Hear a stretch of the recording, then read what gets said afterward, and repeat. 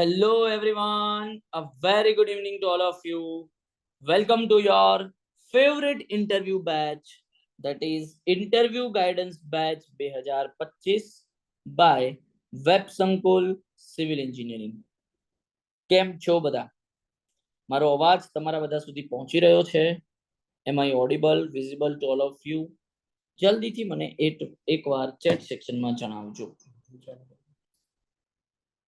ચાલો, સરસ મજાનું આપણે આજે ઇન્ટરવ્યુ ગાઈડન્સ બેચ 2025 ની શરૂઆત કરીએ. Are you all ready? Are you all ready, my dear students? Quickly tell me in the chat section. Are you all ready, my dear students? Quickly tell me in the chat section. ચલો જલ્દીથી મને જણાવો. Yes, interview guidance batch 2025.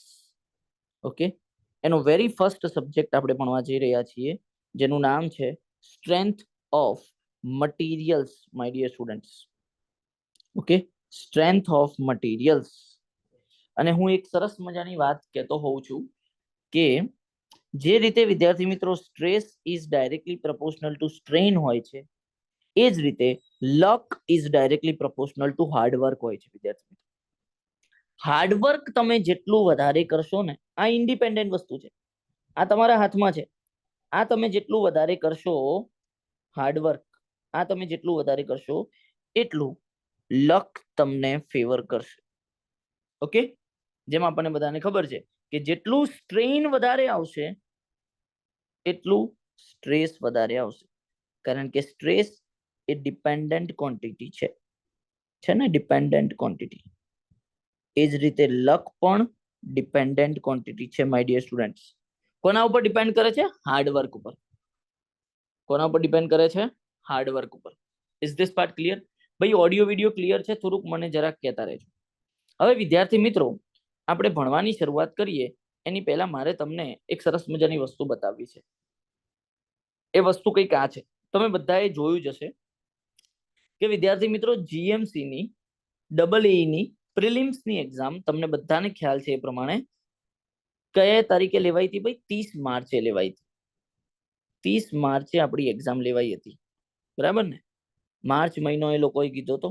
હું તમને એક વસ્તુ બતાવવા માંગુ છું, અને ખાલી આ જ નહીં, આગળની ઘણી બધી એક્ઝામોમાં હસમુખ પટેલ જે આપણા નવા ચેરમેન આવ્યા છે, એમણે જે સંભવિત મહિનાઓ કીધા છે એ મહિનાઓમાં એ વસ્તુ કરીને બતાવી છે. ભાઈ, આ વસ્તુ આપણને એઝ અ એસ્પિરન્ટ ખબર હોવી જોઈએ.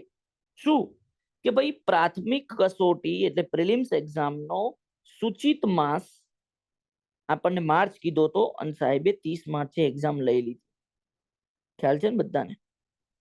હવે પ્રાથમિક કસોટીના પરિણામનો સંભવિત માસ. હવે પ્રાથમિક કસોટીનું પરિણામ ક્યારે આવે? રિઝલ્ટ ક્યારે આવે?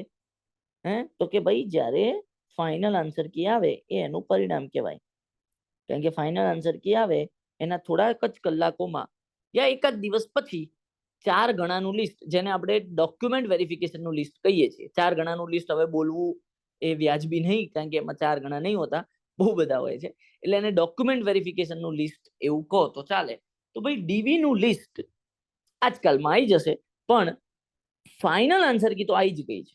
કદાચ ડીવી નું લિસ્ટ બી જોડે આવી ગયું હોય તો ખબર નહીં. હું હમણાં લેક્ચરમાં હતો ને, લેક્ચરમાંથી તરત આવ્યો છું ભાગમ ભાગ. આવ્યું છે ભાઈ ડીવી નું લિસ્ટ આવ્યું છે કે નથી આવ્યું?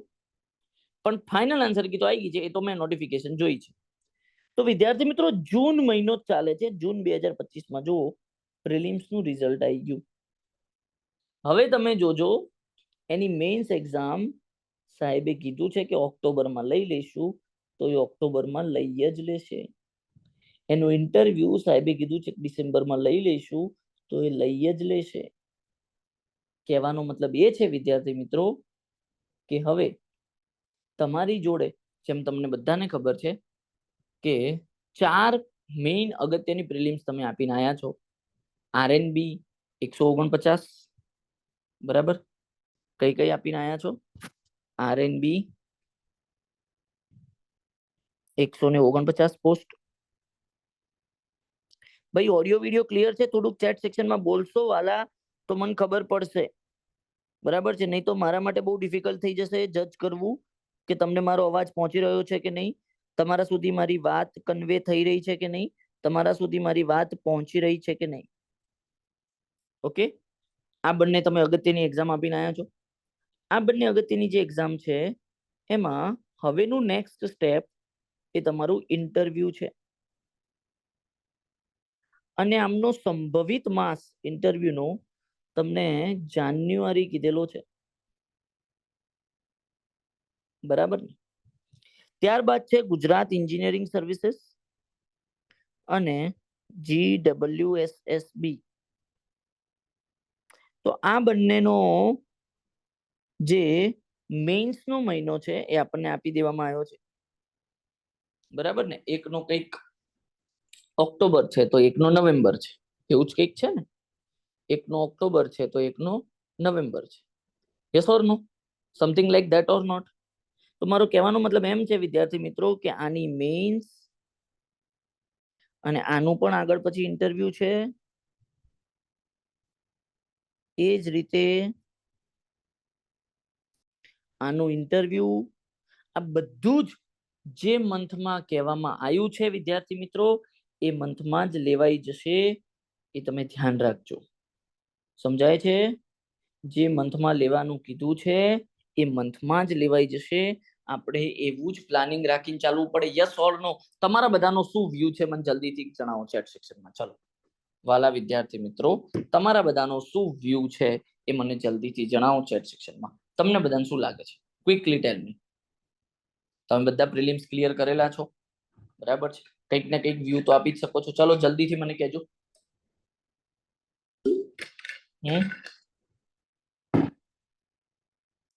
જલ્દીથી મને કહેજો વિદ્યાર્થી મિત્રો, તમને શું લાગે છે? પછી હું આ પહેલો ક્વેશ્ચન તમારી સ્ક્રીન સામે મૂકું છું. ક્વેશ્ચન નંબર 1 કે ભાઈ what is a centroid? Centroid શું છે? સેન્ટર ઓફ માસ શું છે? સેન્ટર ઓફ ગ્રેવિટી શું છે? આ ત્રણેય વિશે ભરી ભરીને પ્રશ્નો પૂછાય છે વિદ્યાર્થી મિત્રો. તો ચલો સરસ મજાનું આપણે સેન્ટ્રોઇડ શું છે એ સમજીએ. સેન્ટ્રોઇડ શું છે? તો સેન્ટ્રોઇડ પૂછે એટલે વિદ્યાર્થી મિત્રો તમે એમને આવું કહી શકો છો તમારી ગુજલીશ ભાષામાં. શું?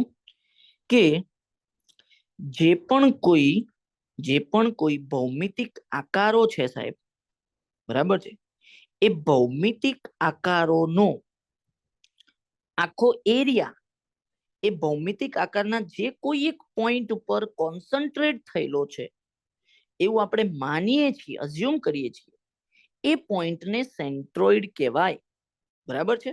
ઓકે, તો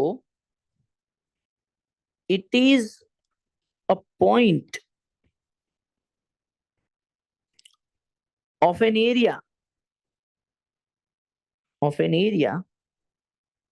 at which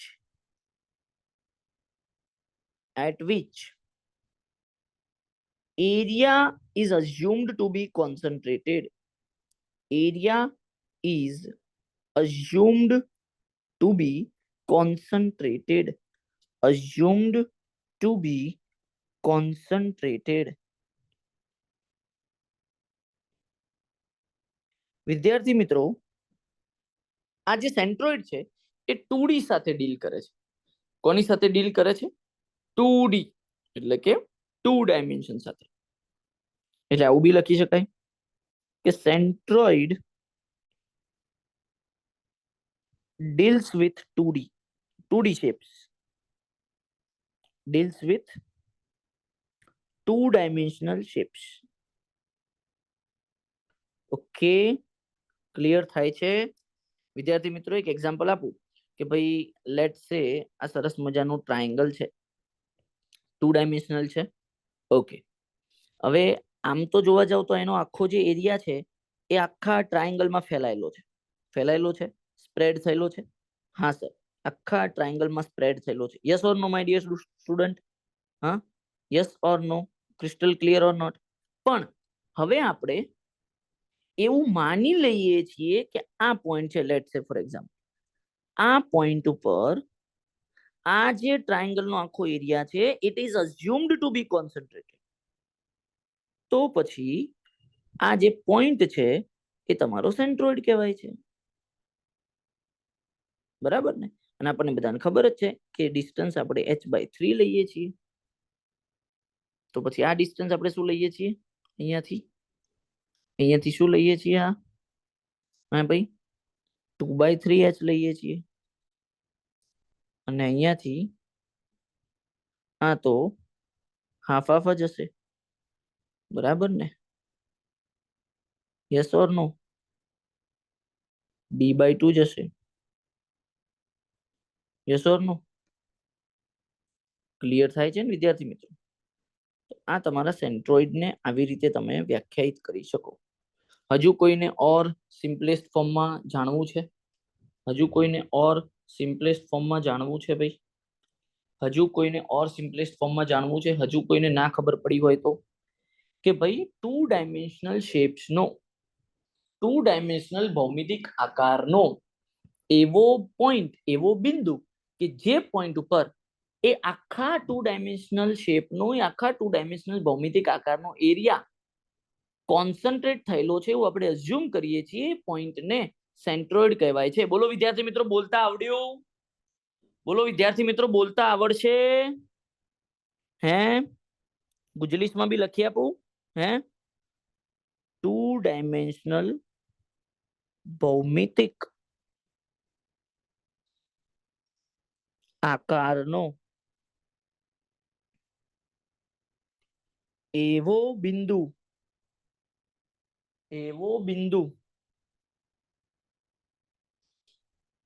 કે જ્યાં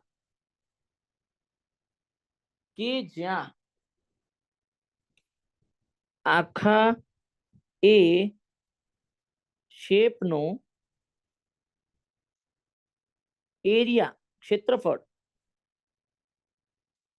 કોન્સન્ટ્રેટ થયેલો છે.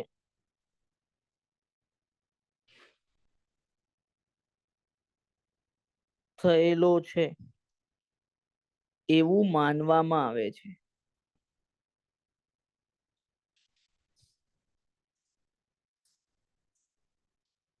એવું માનવામાં આવે છે. હોતું નથી, એવું માનવામાં આવે છે. બોલો મજા આવી? કાઉન્ટર ક્વેશ્ચનમાં એવું પૂછી શકે કે 2D કેમ 3D કેમ નહીં? આવી જશે બકા. એનો જવાબ તને હમણાં જ મળી જશે. બહુ સરસ. ચાલ સ્મિત, ગમ્યું મને. ભાઈ જુઓ, ઇન્ટરવ્યુ બેચમાં છે ને જેટલું ઇન્ટરેક્ટિવ રાખશો ને એવું વધારે મજા આવશે. મતલબ તમે એવું સમજો કે તમે પોતે ઇન્ટરવ્યુ લઈ રહ્યા છો ને હું જવાબ આપી રહ્યો છું, તો વધારે મજા આવશે. તમે ઇન્ટરવ્યુ લઈ રહ્યા છો મારું એવું સમજો, કારણ કે તો જ તમે મને કાઉન્ટર ક્વેશ્ચન પૂછશો ને એનો હું જવાબ આપીશ તો મજા આવશે. જેમ કે આ મિત્રએ બહુ સરસ પૂછી લીધું કે સાહેબ 2D કેમ 3D કેમ નહીં, આવું પૂછી શકે? તો જો બકા, 3D માટે આગળનું તારો ટોપિક છે સેન્ટર ઓફ માસ અને સેન્ટર ઓફ ગ્રેવિટી. તો સેન્ટર ઓફ માસ અને સેન્ટર ઓફ ગ્રેવિટી રહ્યા ને બકા, એ 3D જોડે ડીલ કરે છે. અને તું એવું બી કહી શકે સ્મિત બકા મને એમ કે, તું જ મને કે, ચાલ તું જ મને જવાબ આપ. એરિયા અહીંયા કીધું ને આપણે એરિયા એ કેવો કન્સેપ્ટ છે બકા? બોલ ચાલ. એરિયા એ કેવો કન્સેપ્ટ છે? બોલ. એરિયા એ કેવો કન્સેપ્ટ છે? તું જ મને કે. 2D નથી હે બકા? ક્ષેત્રફળ એરિયા એ 2D માં ના આવે બકા. એટલે તો આ એરિયાનો સેન્ટ્રોઇડ છે બકા. આ એરિયાનું સેન્ટર છે. એટલે ઘણીવાર સેન્ટ્રોઇડ ને આવું બી બોલાય છે, સેન્ટર ઓફ એરિયા. ના ખબર હોય તો કહી દઉં. ચલો, વધારે ઓર ડિસ્કશન થયું, મજા આવી. સેન્ટર ઓફ એરિયા બી કહેવાય છે બકા એને. Area it is nothing but 2D. બોલ મજા આવી સ્મિત? હા ચલો, સરસ, ખૂબ સરસ. ચલો હવે નેક્સ્ટ ક્વેશ્ચન તરફ આગળ વધીએ આપણે. હે? સેન્ટર ઓફ માસ અને સેન્ટર ઓફ ગ્રેવિટી તરફ.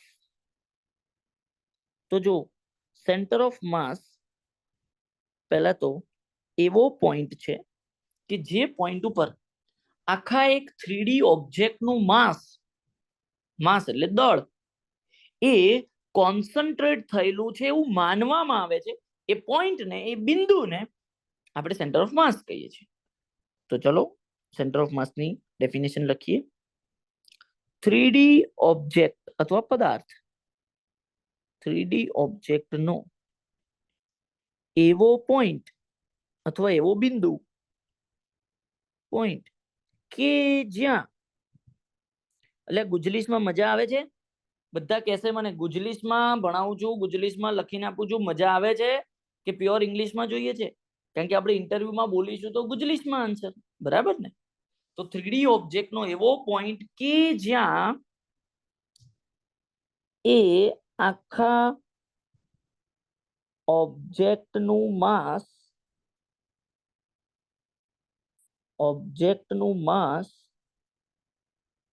is assumed to be concentrated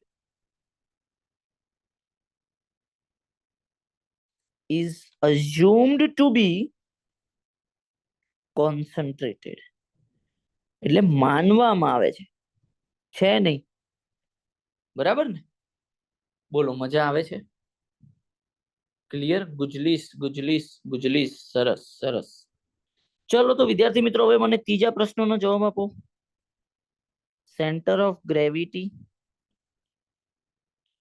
હે આ નામ તો તમે બધા બહુ સાંભળ્યું હશે સીજી શોર્ટમાં બોલીએ છીએ હે તો આના વિશે શું કહેશો અગેન આ બી 3D ઓબ્જેક્ટ ની જ વાત કરે છે કેમ તો કોમન સેન્સ લગાવો માસ અથવા વેઇટ એ કોની જોડે હોય તો 3D ઓબ્જેક્ટ જોડે હોય માસ અથવા વેઇટ કોની જોડે હોય વિદ્યાર્થી મિત્રો તો 3D ઓબ્જેક્ટ જોડે હોય બરાબર ને માસ અથવા વેઇટ કોની જોડે હોય 3D ઓબ્જેક્ટ જોડે હોય તો સેન્ટર ઓફ ગ્રેવિટી એટલે શું કહીએ છીએ જો 3D ઓબ્જેક્ટ નો એવો પોઈન્ટ કે જ્યાં 3D ઓબ્જેક્ટ ની અંદરનો એવું બિંદુ એવો પોઈન્ટ કે જ્યાં આખા ઓબ્જેક્ટ નું વેઇટ એટલે વજન આખા ઓબ્જેક્ટ નું વેઇટ એટલે વજન is assumed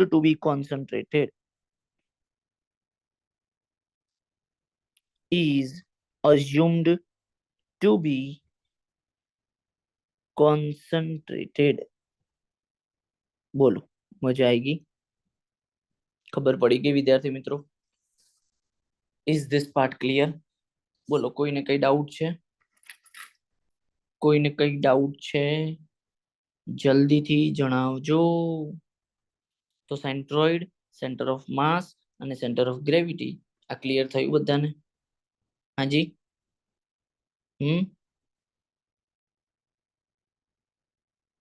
બોલો તો આગળ જઈએ નેક્સ્ટ હજુ આમાં કોઈને કઈ counter question what is moment of inertia A question ઉપર પછી જઈએ પહેલા તમારા પ્રશ્નો પૂછી લો જેટલા પણ પૂછવાના હોય પૂછી કોઈ કાઉન્ટર ક્વેશ્ચન હાજી અચ્છા એવું એક સરસ મજાની વાત આવતી હોય છે કે જો યુનિફોર્મ કરતા વધારે બેટર વર્ડ છે સિમેટ્રિકલ ઓબ્જેક્ટ હોય તો એનું centre of gravity centre of માસ અને સેન્ટ્રોઇડ આ ત્રણેય એક જ પોઈન્ટ થઈ જતા હોય છે કોમન પોઈન્ટ થઈ જતા હોય છે બરાબર યસ ઓર નો ચલો હજુ કોઈને કઈ કાઉન્ટર ક્વેશ્ચન હા ભાઈ હજુ કોઈને કઈ કાઉન્ટર ક્વેશ્ચન બોલો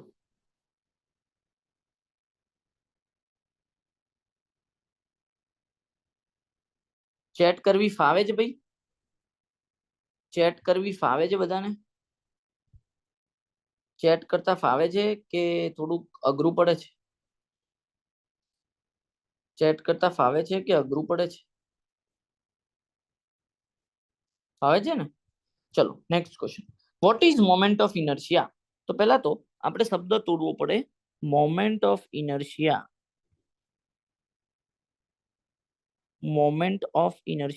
તો એની પહેલા શબ્દ તોડવો પડે ઇનર્શિયા એટલે શું વિદ્યાર્થી મિત્રો જડત્વ રિજિડિટી વિદ્યાર્થી મિત્રો કોઈ પણ ઓબ્જેક્ટ જોડે જડત્વ શેનાથી આવે કોઈ મને કહેશે કોઈ પણ ઓબ્જેક્ટ જોડે જડત્વ શેનાથી આવે છે? કોઈ પણ ઓબ્જેક્ટ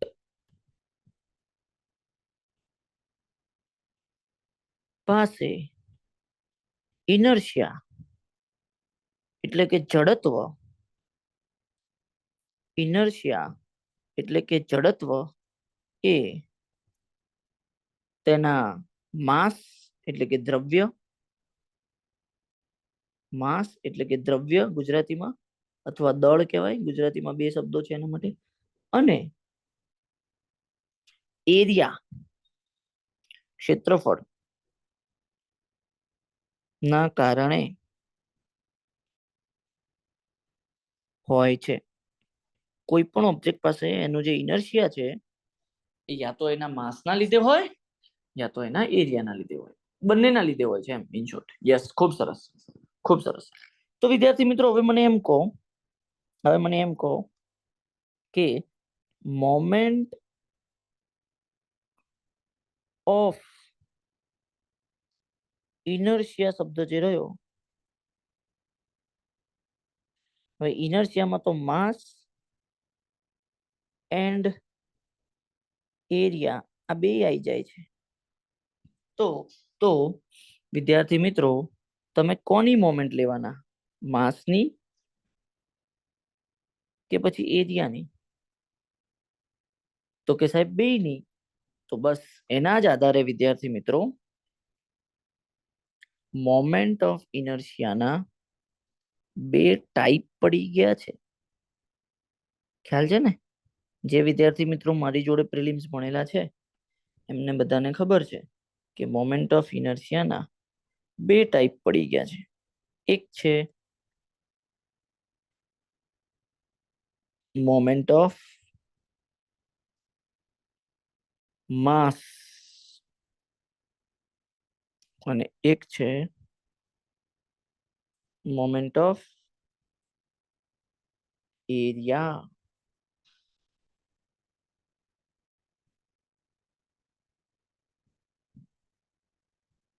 અચ્છા, અને આવી રીતે બી બોલાય છે, માસ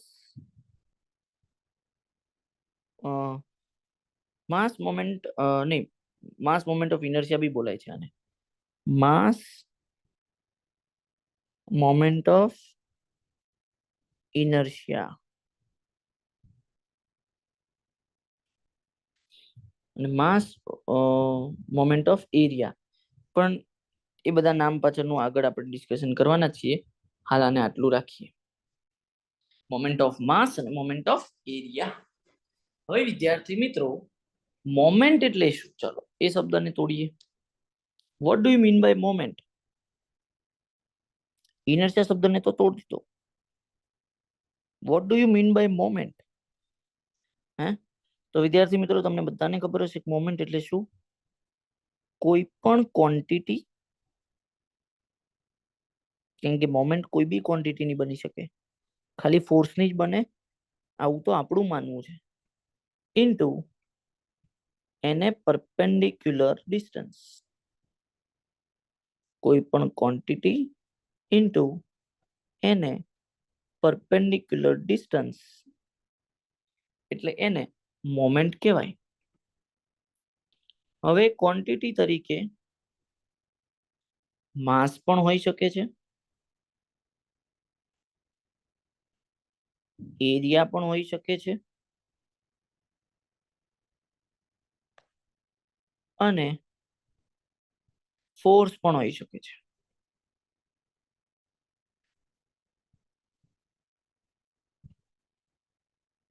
એટલે ફોર્સની પણ મોમેન્ટ હોય, માસની પણ મોમેન્ટ હોય, એરિયાની પણ મોમેન્ટ હોય. જેમ કે ફોર્સની મોમેન્ટ હોય તો એને ફોર્સ મોમેન્ટ કહેવાય, એરિયાની મોમેન્ટ હોય તો એને મોમેન્ટ ઓફ એરિયા કહેવાય, માસની મોમેન્ટ હોય તો એને મોમેન્ટ ઓફ માસ કહેવાય. પડી ખબર? Is this part clear? હાજી.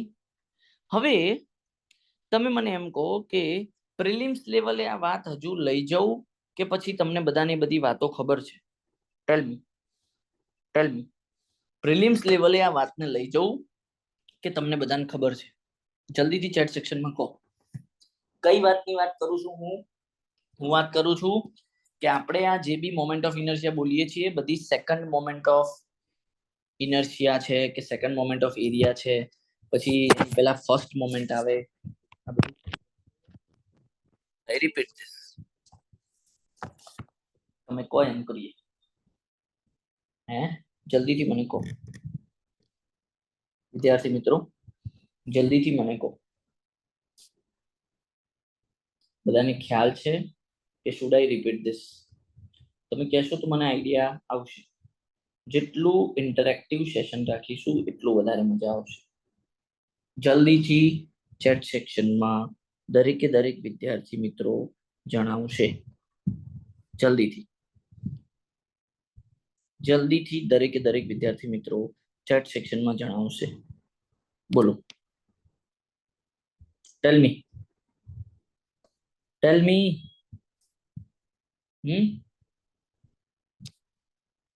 બોલો ભાઈ, આને પ્રિલિમ્સ લેવલે લઈ જાઉં કે નહીં? ફર્સ્ટ મોમેન્ટ ઓફ એરિયા શું હોય, સેકન્ડ મોમેન્ટ ઓફ એરિયા શું હોય, આ બધી વાતો કરવી છે કે તમને ખ્યાલ છે? તો ભાઈ સાહેબ મોમેન્ટ ઓફ ઇનર્શિયા પૂછાય તો બોલવાનું શું? હે પેલો પ્રશ્ન તો એવો થાય ને કે ભાઈ મોમેન્ટ ઓફ ઇનર્શિયા પૂછાય તો બોલવાનું શું? ઓકે, રિવિઝનની જેમ સમજાઈ દઉં તો જો પહેલા તો તમારે એવું બોલવાનું, સમજો, તમારે એવું બોલવાનું કે સર ઇનર્શિયા કોઈ પણ પદાર્થમાં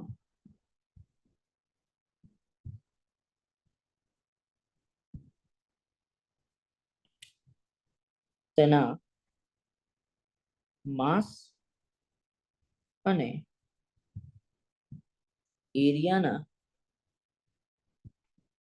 કારણે હોય છે. એટલે મોમેન્ટ ઓફ ઇનર્શિયાના બે ટાઈપ છે.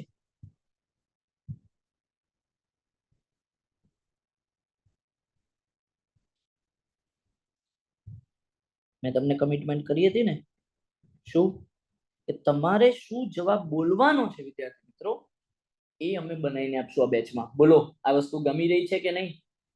તમારે શું બોલવાનું છે ઇન્ટરવ્યુમાં જઈને એ અમે તમને અહીંયા બનાવીને આપીશું. તો સર ઇનર્શિયા કોઈ પણ પદાર્થમાં તેના માસ અને એરિયાના કારણે હોય છે. એટલે મોમેન્ટ ઓફ ઇનર્શિયાના બે પ્રકાર પડે છે. પહેલો માસ મોમેન્ટ ઓફ ઇનર્શિયા,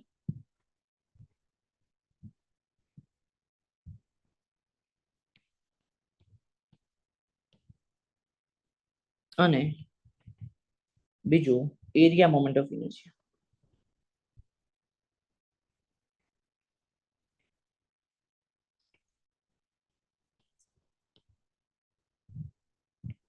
પછી તમારે કહી દેવાનું શું કે સર આ બંને સેકન્ડ મોમેન્ટ છે.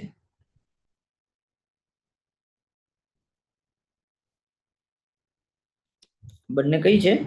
સેકન્ડ મોમેન્ટ છે વિદ્યાર્થી મિત્રો. ફર્સ્ટ મોમેન્ટ નથી, આ બંને સેકન્ડ મોમેન્ટ છે. આ જે બી તમે બોલો છો માસ મોમેન્ટ ઓફ ઇનર્શિયા, તો એકચ્યુઅલમાં એ માસની સેકન્ડ મોમેન્ટ છે, બરાબર? એટલે ત્યાં ડિસ્ટન્સનો સ્ક્વેર હોય છે. એ જ રીતે જે એરિયા મોમેન્ટ ઓફ ઇનર્શિયા આપણે બોલીએ છીએ એ સેકન્ડ મોમેન્ટ છે, બરાબર છે? સર આ બંને સેકન્ડ મોમેન્ટ છે અને એમાં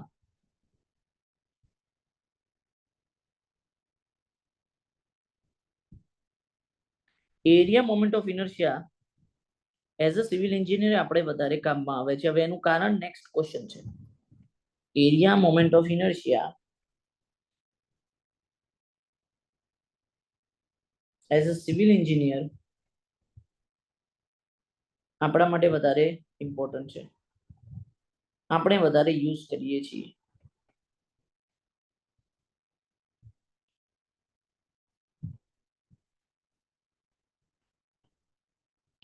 બોલો, આવી મજા પડી? ખબર? હવે ઘણા વિદ્યાર્થીઓ કહી રહ્યા છે કે સર અમને જરાક પેલું રિપીટ કરી આપો, તો એ આપણે પ્રિલિમ્સ નો પોઈન્ટ રિપીટ કરીએ. ચાલો ચલો પ્રિલિમ્સ ઓરિએન્ટેડ ડિસ્કશન તરફ લઈ જઉં છું એટલે અહીંયા હાઇલાઇટ બી કરી દઉં છું કે ભાઈ અહીંયા જે પણ કોઈ વાતો કરી છે પ્રિલિમ્સ રિલેટેડ છે. અમુક વિદ્યાર્થીઓને યાદ નહીં હોય યા અમુક ભણ્યા નહીં હોય યા અમુકને રિવાઇઝ કરવું છે તો એ બધું થઈ જશે અહીંયા, ચિંતા ના કરો. ઓકે ચલો સમજાઈ દઉં, રિવિઝનની જેમ સમજાઈ દઉં. તો જુઓ વિદ્યાર્થી મિત્રો સમજો, પહેલા હું વાત કરું છું એરિયા વાળી, જે આપણા માટે વધારે કામની છે. Yes or no? એરિયા વાળીની જ વાત કરું, બરાબર છે? તો હવે જુઓ, આ તમારો કોઈ બી ઓબ્જેક્ટ છે રેન્ડમ, અને રેન્ડમ ઓબ્જેક્ટ ની અંદર નાનો એવો ડી જેટલો સ્મોલ એરિયા વાળો એક એલિમેન્ટ છે. એલિમેન્ટ તો બધા હવે ઓળખતા જશો, બરાબર ને? અને આ છે બે રેફરન્સ એક્સિસ. રેફરન્સ એક્સિસ એટલે કે જ્યાંથી તમે ડિસ્ટન્સ લો છો, જે આપણા માટે રેફરન્સ છે, બરાબર? અને રેફરન્સ એક્સિસ નું નામ આપી દઉં છું, આનું નામ y એક્સિસ, આનું નામ x એક્સિસ. હવે વિદ્યાર્થી મિત્રો અહીંયા આપણે વાત કરવાના છીએ એરિયા મોમેન્ટ ઓફ ઇનર્શિયા.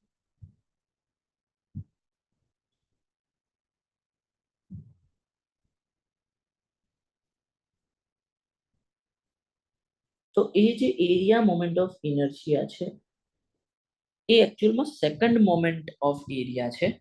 હવે શું છે એ હું તમને આખું ડિટેલમાં સમજાવું. એ એકચ્યુઅલમાં શું છે? Second moment of area. હવે કઈ રીતે સેકન્ડ મોમેન્ટ પહોંચી એ તમને અન્ડરસ્ટેન્ડિંગ આપું.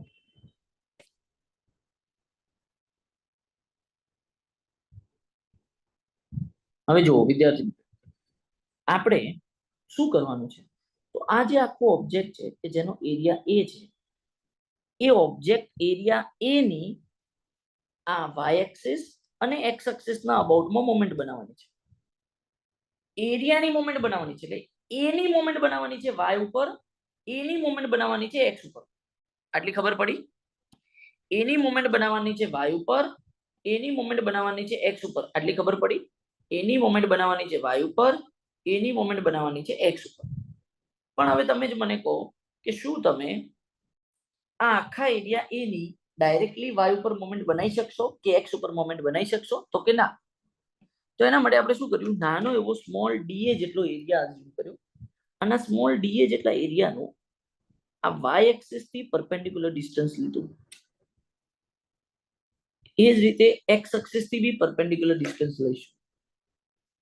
એ જ રીતે એક્સ એક્સિસ થી પણ પરપેન્ડિક્યુલર ડિસ્ટન્સ લઈશું.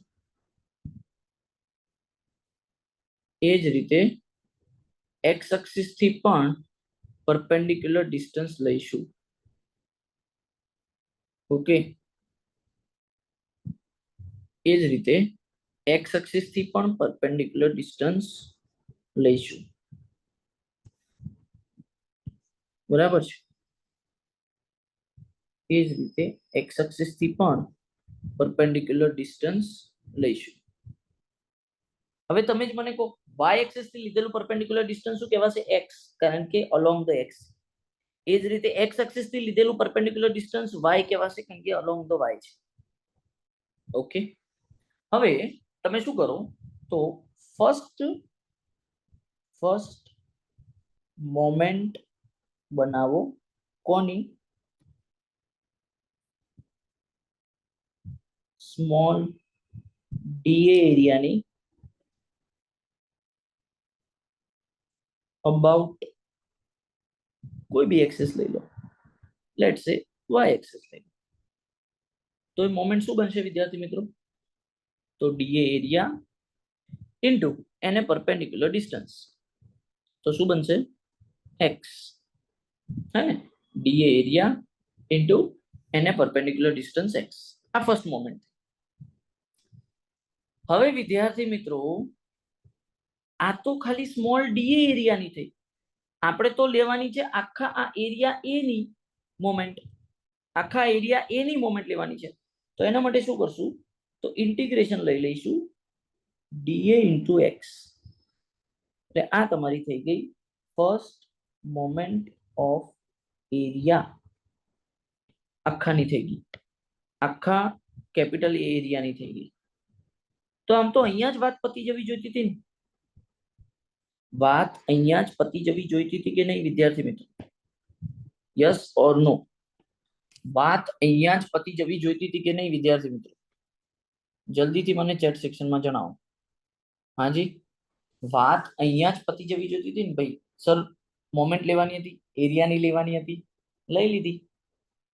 તો ડીએ ઇન્ટુ એક્સ જ મારું મોમેન્ટ ઓફ ઇનર્શિયા કે એરિયા મોમેન્ટ ઓફ ઇનર્શિયાનું ઇક્વેશન હોવું જોઈતું હતું. શું આ છે? બોલો તો બધા. શું આ ઇક્વેશન છે આપણું? હે, તમે બધા ભણીને આવ્યા છો ને પ્રિલિમ્સમાં? શું ઇન્ટિગ્રેશન ડીએ ઇન્ટુ એક્સ હોય છે? તો કે ના, એક્સ સ્ક્વેર હોય છે. તો મારો પ્રશ્ન છે કે શું કરવા સ્ક્વેર કરવું પડ્યું? સ્ક્વેર જોડ શું કરવા જવું પડ્યું? હે, તો સમજો કે આ એક્સ છે એ તમે ક્યાંથી લીધો? તો કે રેફરન્સ એક્સિસ થી લીધો. આ શું હતી તમારી? Reference axis.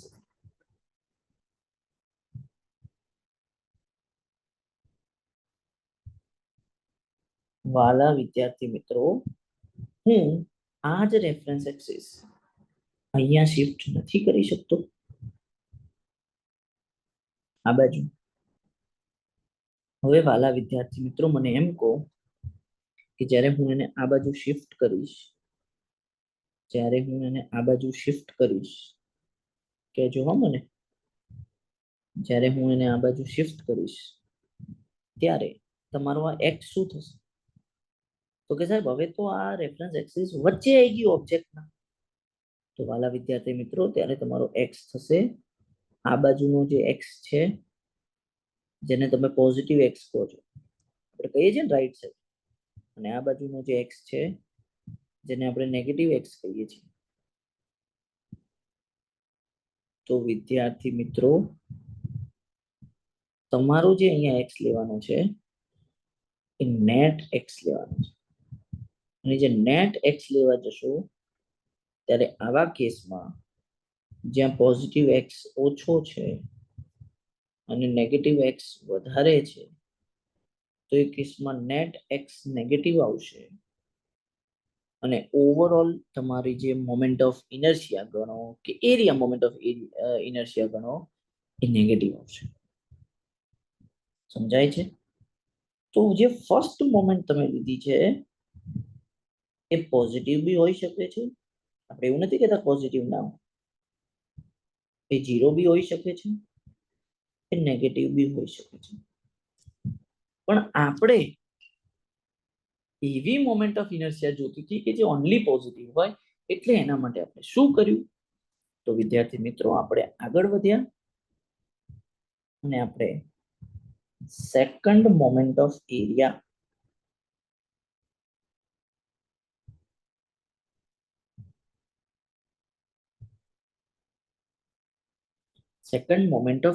તરફ આગળ વધ્યા, જ્યાં ડીએ ઇન્ટુ એક્સ નો સ્ક્વેર છે. આઈ મજા? તો જ્યાં નેટ એક્સ પોઝિટિવ હોય કે નેગેટિવ હોય એનાથી કોઈ ફરક નહીં પડતો, સ્ક્વેર થઈ જવાનો છે એટલે. And this second moment of area, my dear students, is always positive.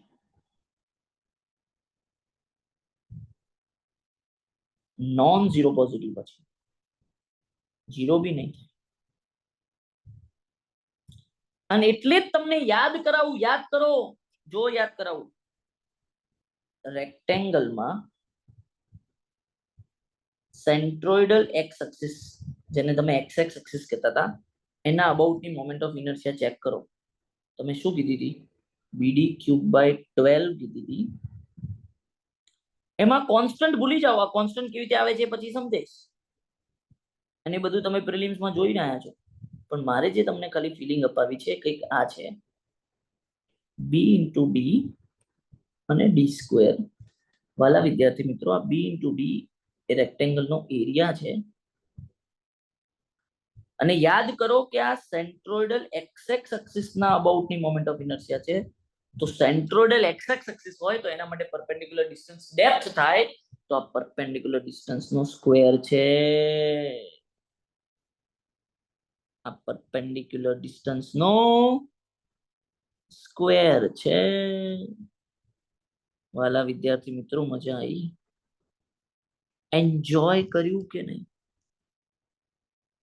Enjoy કર્યું કે નહીં? Everyone let me know enjoyed this or not.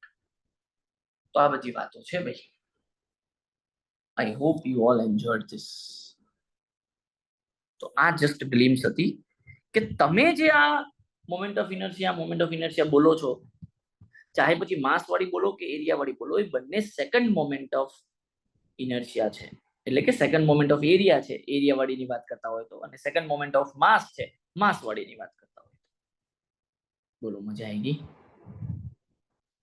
ચલો હવે હું થોડુંક તમને બોલવાની પ્રેક્ટિસ કરાવડાવું. થોડુંક બોલવાની પ્રેક્ટિસ કરાવડાવું. સર, ઇન જનરલ કોઈ પણ ઓબ્જેક્ટની કેટલી મોમેન્ટ ઓફ ઇનર્શિયા હોઈ શકે એવું પૂછે તો બકા ઇન જનરલ કોઈ બી ઓબ્જેક્ટની તારે એવું કહેવાનું કે સર એક એની, હવે જો આમ તો કેવું હોય બકા, ઇન્ફાઇનાઇટ જવાબ આવે. કાર્તિક, કઈ રીતે ઇન્ફાઇનાઇટ આવે જો સમજાવું બકા. જેમ કે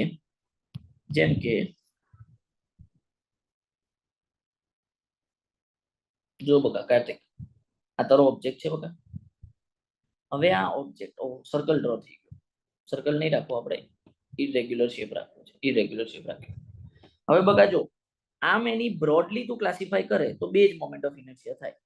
એક સેકન્ડ મોમેન્ટ ઓફ એરિયા અને એક સેકન્ડ મોમેન્ટ ઓફ માસ. સમજો? પણ બકા એક્સેસ ના માયનામાં પૂછે, એક્સેસ ના રિસ્પેક્ટમાં, તો ઇન્ફાઇનાઇટ જોવા મળે. સમજો કઈ રીતે? જો હવે આ એક્સિસ ના અબાઉટમાં એની મોમેન્ટ ઓફ ઇનર્શિયા કંઈક અલગ હોય, આ એક્સિસ ના અબાઉટમાં એની મોમેન્ટ ઓફ ઇનર્શિયા કંઈક અલગ હોય, આ એક્સિસ ના અબાઉટમાં એની મોમેન્ટ ઓફ ઇનર્શિયા અલગ હોય, આ એક્સિસ ના અબાઉટમાં એની મોમેન્ટ ઓફ ઇનર્શિયા કંઈક અલગ હોય, આ એક્સિસ ના અબાઉટમાં અલગ હોય. હવે તું જ મને કે આવી તો કેટલી એક્સિસ હોય? એક્સિસ કેટલી હોય બકા? મને એમ કે ઇન્ફાઇનાઇટ એક્સિસ હોય, તો મોમેન્ટ ઓફ ઇનર્શિયા બી કેટલી હોય? ઇન્ફાઇનાઇટ. એટલે કયા રિસ્પેક્ટમાં પૂછે છે તારે કાઉન્ટર પૂછી લેવાનું કે સર તમે મને ટાઈપ પૂછો છો કે એક્સિસના રેફરન્સથી પૂછવા માંગો છો, અને પછી એવો જવાબ આપી દેવાનો કે સર જો તમે મને ટાઈપના સેન્સમાં પૂછવા માંગતા હોય તો બે ટાઈપ છે, એક સેકન્ડ મોમેન્ટ ઓફ એરિયા અને બીજી સેકન્ડ મોમેન્ટ ઓફ માસ. અને સર એક્સિસના રેફરન્સથી પૂછતા હોય તો ઇન્ફાઇનાઇટ, કારણ કે કોઈ બી ઓબ્જેક્ટની આજુબાજુમાં ઇન્ફાઇનાઇટ એક્સિસ બની શકે છે, તો ઇન્ફાઇનાઇટ મોમેન્ટ ઓફ ઇનર્શિયા બની શકે છે. બોલો, મજા આવી? મજા આવે છે ભાઈ? હાજી. ચલો હવે તમારો વારો. હું તમારામાંથી કોઈ બીને અનમ્યુટ કરું છું અને બોલો. જો ગભરાતા નહીં, ઘણા લોકો છે ને ગભરાઈ જાય કે સાહેબ મારાથી નહીં બોલાય તો. અરે નહીં બોલાય તો શીખવાનું છે ને બકા. શીખવા માટે તો બે જ છે. કરશો ને પ્રયત્ન? ચલો, હર્ષિત પટેલજી. હર્ષિત પટેલ બકા અનમ્યુટ કર. ઓકે સર, બોલો. હા, જો હું તને એક પ્રશ્ન પૂછું, એનો તારે જવાબ આપવાનો, બરાબર ને? હા સર. બોલવાનો પ્રયત્ન કર, આપણે જે ભણ્યા ને એમાંથી. જો okay sir. Centre of gravity એટલે શું? સમજાવો. સર, સેન્ટર ઓફ ગ્રેવિટી એટલે આપણો કોઈ પણ 3D ઓબ્જેક્ટ હોય એમનું જે માસ છે, આપણે જે પોઈન્ટ ઉપર એઝ્યુમ કરી કોન્સન્ટ્રેટેડ કઈ જગ્યાએ થયેલું છે એ પોઈન્ટને આપણે સેન્ટર ઓફ ગ્રેવિટી કહીએ છીએ. બકા જો હવે ગ્રેવિટી હતું ને એટલે વેટ શબ્દ આવવો જોઈએ. Okay sir. હા ને? પરફેક્ટ, સારો ટ્રાય કર્યો છે. બરાબર. એટલે જો હવે આ જો બધાએ છે ને આ શીખવા જેવું છે. સમજો તમે આ લાઈવ એક્ઝામ્પલ. હવે હર્ષિત પટેલે આ ડેફિનેશન આજે બોલી, એને ભૂલથી માસ બોલાવી દીધું, બરાબર છે. હવે આપણે એને આ કરેક્ટ કર્યો. હવે આ જ્યારે બી ભવિષ્યમાં કોઈ એને પૂછશે ને તો એને આ વસ્તુ યાદ રહેશે. યસ ઓર નો? કે ભાઈ મારે પડતી. બસ આવી રીતે આપણે ઇન્ટરવ્યુની તૈયારી કરવી. ખાલી અહીંયા અમે વન સાઇડેડ પ્રિલિમ્સની જેમ ભણાવતા જઈએ અને તમે ખાલી લેક્ચર જોયા જાઓ, પીડીએફ વાંચે જાઓ ને, એવી રીતે ઇન્ટરવ્યુની તૈયારી નહીં થાય. બરાબર ને? બરાબર છે. ચલો હવે બીજા એક જણને બી આજે ટ્રાય આપીએ. અને કોઈ જેને મહેરબાની કરીને અનમ્યુટ ના કરીએ કે ભાગી જઈએ એવું બધું ના કરતા. બરાબર છે? અહીંયા કોઈ તમને જજ નહીં કરવાનું, અહીંયા તમને શીખવા મળવાનું છે. સ્મિતજી, આપણે સ્મિતજીને અનમ્યુટ કરીએ. સ્મિત. હેલો. Yes sir. હા બકા, મને જરાક એ જણાવો કે ઇનર્શિયા એટલે શું?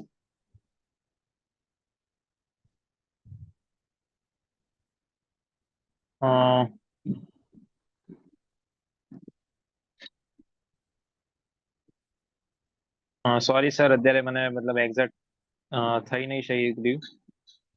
યસ, હવે જો મને મેં છે ને મેં ઇનર્શિયા ઇન ધ ટર્મ્સ મને જે ફિઝિક્સ નો લો હોય છે એ મને માઇન્ડમાં ક્લિક થઈ રહ્યો અત્યારે. હા હા, તો જે ક્લિક થાય બોલ ને. લાઈક ફોર એક્ઝામ્પલ, ઇનર્શિયા એટલે બસનો એક્ઝામ્પલ મને યાદ આવે છે કે આપણે બસમાં ઊભા હોઈએ અને અચાનક જો બ્રેક લાગે ત્યારે આપણી જે બોડી હોય છે જે ટુવર્ડ્સ આગળની ડાયરેક્શનમાં મૂવ કરે છે. હવે જો અહીંયા છે ને મેં જાતે કરીને આ પ્રશ્ન પૂછ્યો કારણ કે મારે તમને અહીંયા એક વસ્તુ એક્સપ્લેન કરવાની છે કે ઇનર્શિયા કોના લીધે આવે, આ બધું બરાબર, પણ ઇનર્શિયા એટલે શું આ તો આપણે જોવાનું જ રહી ગયું. ઇનર્શિયા એટલે શું? જડત્વ કહી દીધું, પણ જડત્વથી થોડી ખતમ થઈ જાય. તો જો તે જે એક્ઝામ્પલ આપ્યું ને પરફેક્ટ છે, બરાબર છે, પણ હવે એ ત્યાં એવું થાય છે કેમ સ્મિત? ત્યાં એવું થાય છે કેમ? યસ, રેઝિસ્ટન્સ એટલે કે વિરોધ, અગેન્સ્ટ ચેન્જ બોલાય, ચેન્જ, પોઝિશન નહીં, ચેન્જ, રેઝિસ્ટન્સ અગેન્સ્ટ ચેન્જ. જે બદલાવ હોય ને, બદલાવ, પરિવર્તન, એ પરિવર્તનનો વિરોધ કરે ઇનર્શિયા. મતલબ આપણે ન્યૂટનનો ગતિનો પહેલો નિયમ બી આ જ વસ્તુ કહે છે કે ભાઈ ગતિમાન અવસ્થામાં રહેલો પદાર્થ ગતિમાન અવસ્થામાં જ રહેશે જ્યાં સુધી તમે એના ઉપર કોઈ ફોર્સ લગાવીને એને રોકશો નહીં ત્યાં સુધી, અને સ્થિર રહેલો પદાર્થ સ્થિર જ રહેશે જ્યાં સુધી તમે એના ઉપર ફોર્સ લગાવીને એને ગતિમાં નહીં લઈ જાઓ ત્યાં સુધી. તો આ જે ગતિમાન અવસ્થામાં રહેલો પદાર્થ ગતિમાન અવસ્થામાં જ રહે છે વિધાઉટ એની ફોર્સ, અને સ્થિર રહેલો પદાર્થ સ્થિર જ રહે છે કોઈ ફોર્સ વગર. તો એ જે રહે છે એને જ્યાં છે ત્યાં રહેવું છે, એને કમ્ફર્ટ ઝોનમાં જે રહેવું છે એને કમ્ફર્ટ ઝોનમાં એનું ઇનર્શિયા રાખે છે, એનું જડત્વ રાખે છે. અને એની જોડે જડત્વ બે વસ્તુથી આવે, એ આપણે ડિસ્કસ કરી લીધું, એના માસથી આવે અને બીજું એના એરિયાથી આવે. તો કોઈ પણ બદલાવ જે છે, ચેન્જ, એનો વિરોધ ઇનર્શિયા કરશે. એટલે જેમ કે તમે કીધું કે ભાઈ અમે બસમાં હતા, એટલે બસમાં હતા એટલે થયું શું કે તમે બસની સ્પીડ જેટલી સ્પીડ તમારી હતી, તમે બસમાં બેઠા હતા એટલે, બરાબર. હવે અચાનક બસે શું કર્યું ભાઈ? બ્રેક મારી, ડ્રાઈવરે બ્રેક મારી એટલે બસને બ્રેક વાગી. તો અચાનક બદલાવ આવ્યો, બરાબર ને? બસ એ બદલાવ જે છે એ ઇનર્શિયાને ગમે નહીં, એટલે ઇનર્શિયા એનો વિરોધ કરવાનો ટ્રાય કરે, એટલે ઇનર્શિયા તમને જકડી રાખવાનો ટ્રાય કરે. પણ બસમાં જે બ્રેક વાગી છે એના કારણે તમે શું થવાના છો ભાઈ? આગળ પાછળ થવાના છો. તો આ જે ઇનર્શિયા છે એ ચેન્જનો, બદલાવનો વિરોધ કરે છે. આ વસ્તુ યાદ રાખજો. ઓકે, જોકે આગળ જઈને તમને વધારે ક્લિયર થશે જ્યારે ફિઝિકલ સિગ્નિફિકન્સ વાળો ટોપિક આવશે ને ત્યારે, કે ફિઝિકલ સિગ્નિફિકન્સ શું છે ઇનર્શિયાનું, મોમેન્ટ ઓફ ઇનર્શિયાનું, ત્યારે ઓર ક્લિયર થશે. ચાલો, હજુ એક જણને લાસ્ટમાં પૂછી લઈએ, બરાબર ને? દર્શનાબેનને પૂછી લઈએ. ચાલો,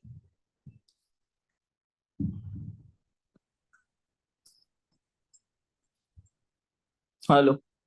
yes sir.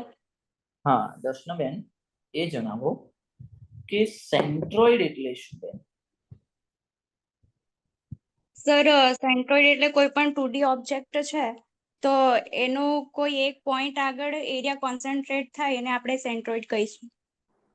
Okay, area concentrate થયેલો હોય છે કે આપણે એવું માનીએ છીએ? હા, શું સર? એ એરિયા કોન્સન્ટ્રેટેડ થયેલો હોય છે કે આપણે એવું માનીએ છીએ? આપણે એવું માનીએ છીએ સર. ઓકે, અઝ્યુમ છે ને? તો હા, એઝ્યુમ. ઓકે ઓકે ઓકે, સરસ સરસ. હા. ચલો ભાઈ, તો આ રીતની આપણી તૈયારી થવાની છે આ બેચમાં. કોઈ પણ ઓબ્જેક્ટ પોતાનું સ્ટેટ ઓફ મોશન, હવે જો સ્ટેટ ઓફ મોશન જ ના બોલે ને બકા, સ્થિર બી તો હોય ને હર્ષિત, સ્થિર બી તો હોય. એટલે કોઈ પણ પદાર્થ પોતાની જે પોઝિશન છે એ પોઝિશન માં રહે છે અથવા રહેવા માંગે છે એના પાછળનું કારણ છે ઇનર્શિયા. જેમ કે આપણી જ વાત કરી લો, આપણે સૂતા હોઈએ તો આપણને સૂવું જ ગમે છે, બરાબર ને? હા, મોબાઈલ જોતા હોઈએ તો મોબાઈલ જોતો રહેવું જ ગમે છે. આજે આપણને જ્યાં છીએ ત્યાં રહેવું ગમે છે, કમ્ફર્ટ ઝોનમાં રહેવું ગમે છે. ઇન શોર્ટ, એ આપણું ઇનર્શિયા એના પાછળ જવાબદાર છે. હા, ત્યાં આપણું મેન્ટલ ઇનર્શિયા આવે, માનસિક ઇનર્શિયા આવે. આ બધા મટીરિયલોમાં અને એન્જિનિયરિંગમાં આપણે જે વાત કરીએ બધું ફિઝિકલ ઇનર્શિયાની વાત થતી હોય, પણ જે આપણને બી દિમાગ સાથે જે ગેમ થાય છે એ બી ઇનર્શિયા છે, એ મેન્ટલ ઇનર્શિયા છે, માનસિક ઇનર્શિયા, કે જે કરીએ છીએ એ કરવું ગમે છે, બરાબર ને? રમીએ છીએ તો રમવું જ ગમે છે, સૂઈએ છીએ તો સૂવું જ ગમે છે, રીલ્સ જોઈએ છે તો રીલ્સ જોવી જ ગમે છે, મૂવી જોઈએ છે તો મૂવી જ જોતા રહેવું ગમે છે, વેબ સિરીઝમાં પહેલો એપિસોડ જોયો તો ત્યાં સુધી વેબ સિરીઝ ના પતતી હોય ત્યાં સુધી જોતા જ રહેવું ગમે છે. આ બધું મેન્ટલ ઇનર્શિયા છે. બોલો, આવી મજા પડી? ખબર? બોલો, હવે કોઈ પણ વિદ્યાર્થીના કોઈ સજેશન હોય તો મને જણાવો કે સર આમ નહીં આમ કરાવજો, આમ નહીં આમ કરાવજો. અને જો ગમ્યું હોય આજે પહેલો લેક્ચર તો જલ્દીથી પોતાનો અનુભવ, પોતાનો પ્રતિસાદ શેર કરજો. કેવી મજા આવી? What is moment of inertia, what is centroid, centre of માસ અને સેન્ટર ઓફ ગ્રેવિટી? આના વિશે કોઈને કંઈ પૂછવું છે? કોઈને કંઈ હજુ વધારે જાણવું છે? બોલો. વોટ ઇઝ સુધી છીએ હજુ. ફિઝિકલ સિગ્નિફિકન્સ આગળનો પ્રશ્ન છે આપણો, જોઈ લો. ફિઝિકલ સિગ્નિફિકન્સ વિશે આગળનો પ્રશ્ન છે જ આપણો, એટલે એના વિશે તમે ચિંતા ના કરશો. ફિઝિકલ સિગ્નિફિકન્સ વિશે આગળનો પ્રશ્ન છે જ આપણો. ભાઈ, what is the physical significance of area moment of inertia? એ આપણો આગળનો પ્રશ્ન છે જ. અને કદાચ તમે જોયું હોય તો ગઈકાલે જે મેં તમને આ મોમેન્ટ ઓફ ઇનર્શિયાનો જે જવાબ લખી આપ્યો એમાં એક વસ્તુ આ બી લખી આપી હતી કે એઝ અ સિવિલ એન્જિનિયર આપણે એરિયા મોમેન્ટ ઓફ ઇનર્શિયા વધારે યુઝ કરીએ છીએ. તો એનો જવાબ બી આજે જ મળશે કે કેમ એઝ અ સિવિલ એન્જિનિયર તમે એરિયા મોમેન્ટ ઓફ ઇનર્શિયાનો વધારે ઉપયોગ કરો છો, કેમ માસ મોમેન્ટ ઓફ ઇનર્શિયાનો નહીં. બરાબર ને? ચલો, તો વિદ્યાર્થી મિત્રો હું તમને એ જ કહેતો હતો કે ભાઈ જે ગઈકાલનો જવાબ આપ્યો હતો મેં તમને, એ જવાબમાં પણ એક આ વસ્તુ હતી કે area moment of inertia as a civil engineer આપણે વધારે ઉપયોગમાં લઈએ છીએ. શા માટે? તો એ પણ આપણે આજે જોઈ લઈશું, કારણ કે આજે તમે જોવાના છો physical significance area moment of ઇનર્શિયાનો. તો વિદ્યાર્થી મિત્રો કાલે એક વસ્તુ તો બતાવી હતી કે ઇનર્શિયા એટલે રેઝિસ્ટન્સ અગેન્સ્ટ ચેન્જ. કીધું તું ઇનર્શિયા એટલે રેઝિસ્ટન્સ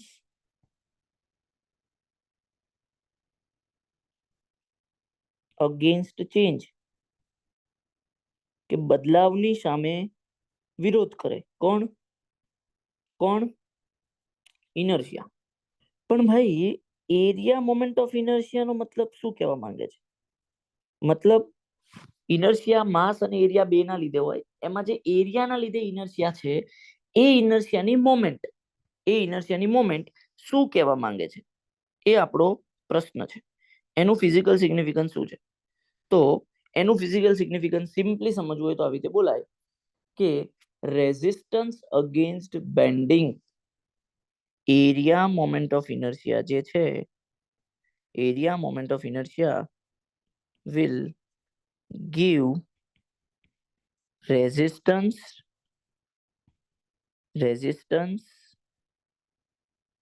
against bending. વિદ્યાર્થી મિત્રો, બેન્ડિંગ ના અગેન્સ્ટમાં, બેન્ડિંગના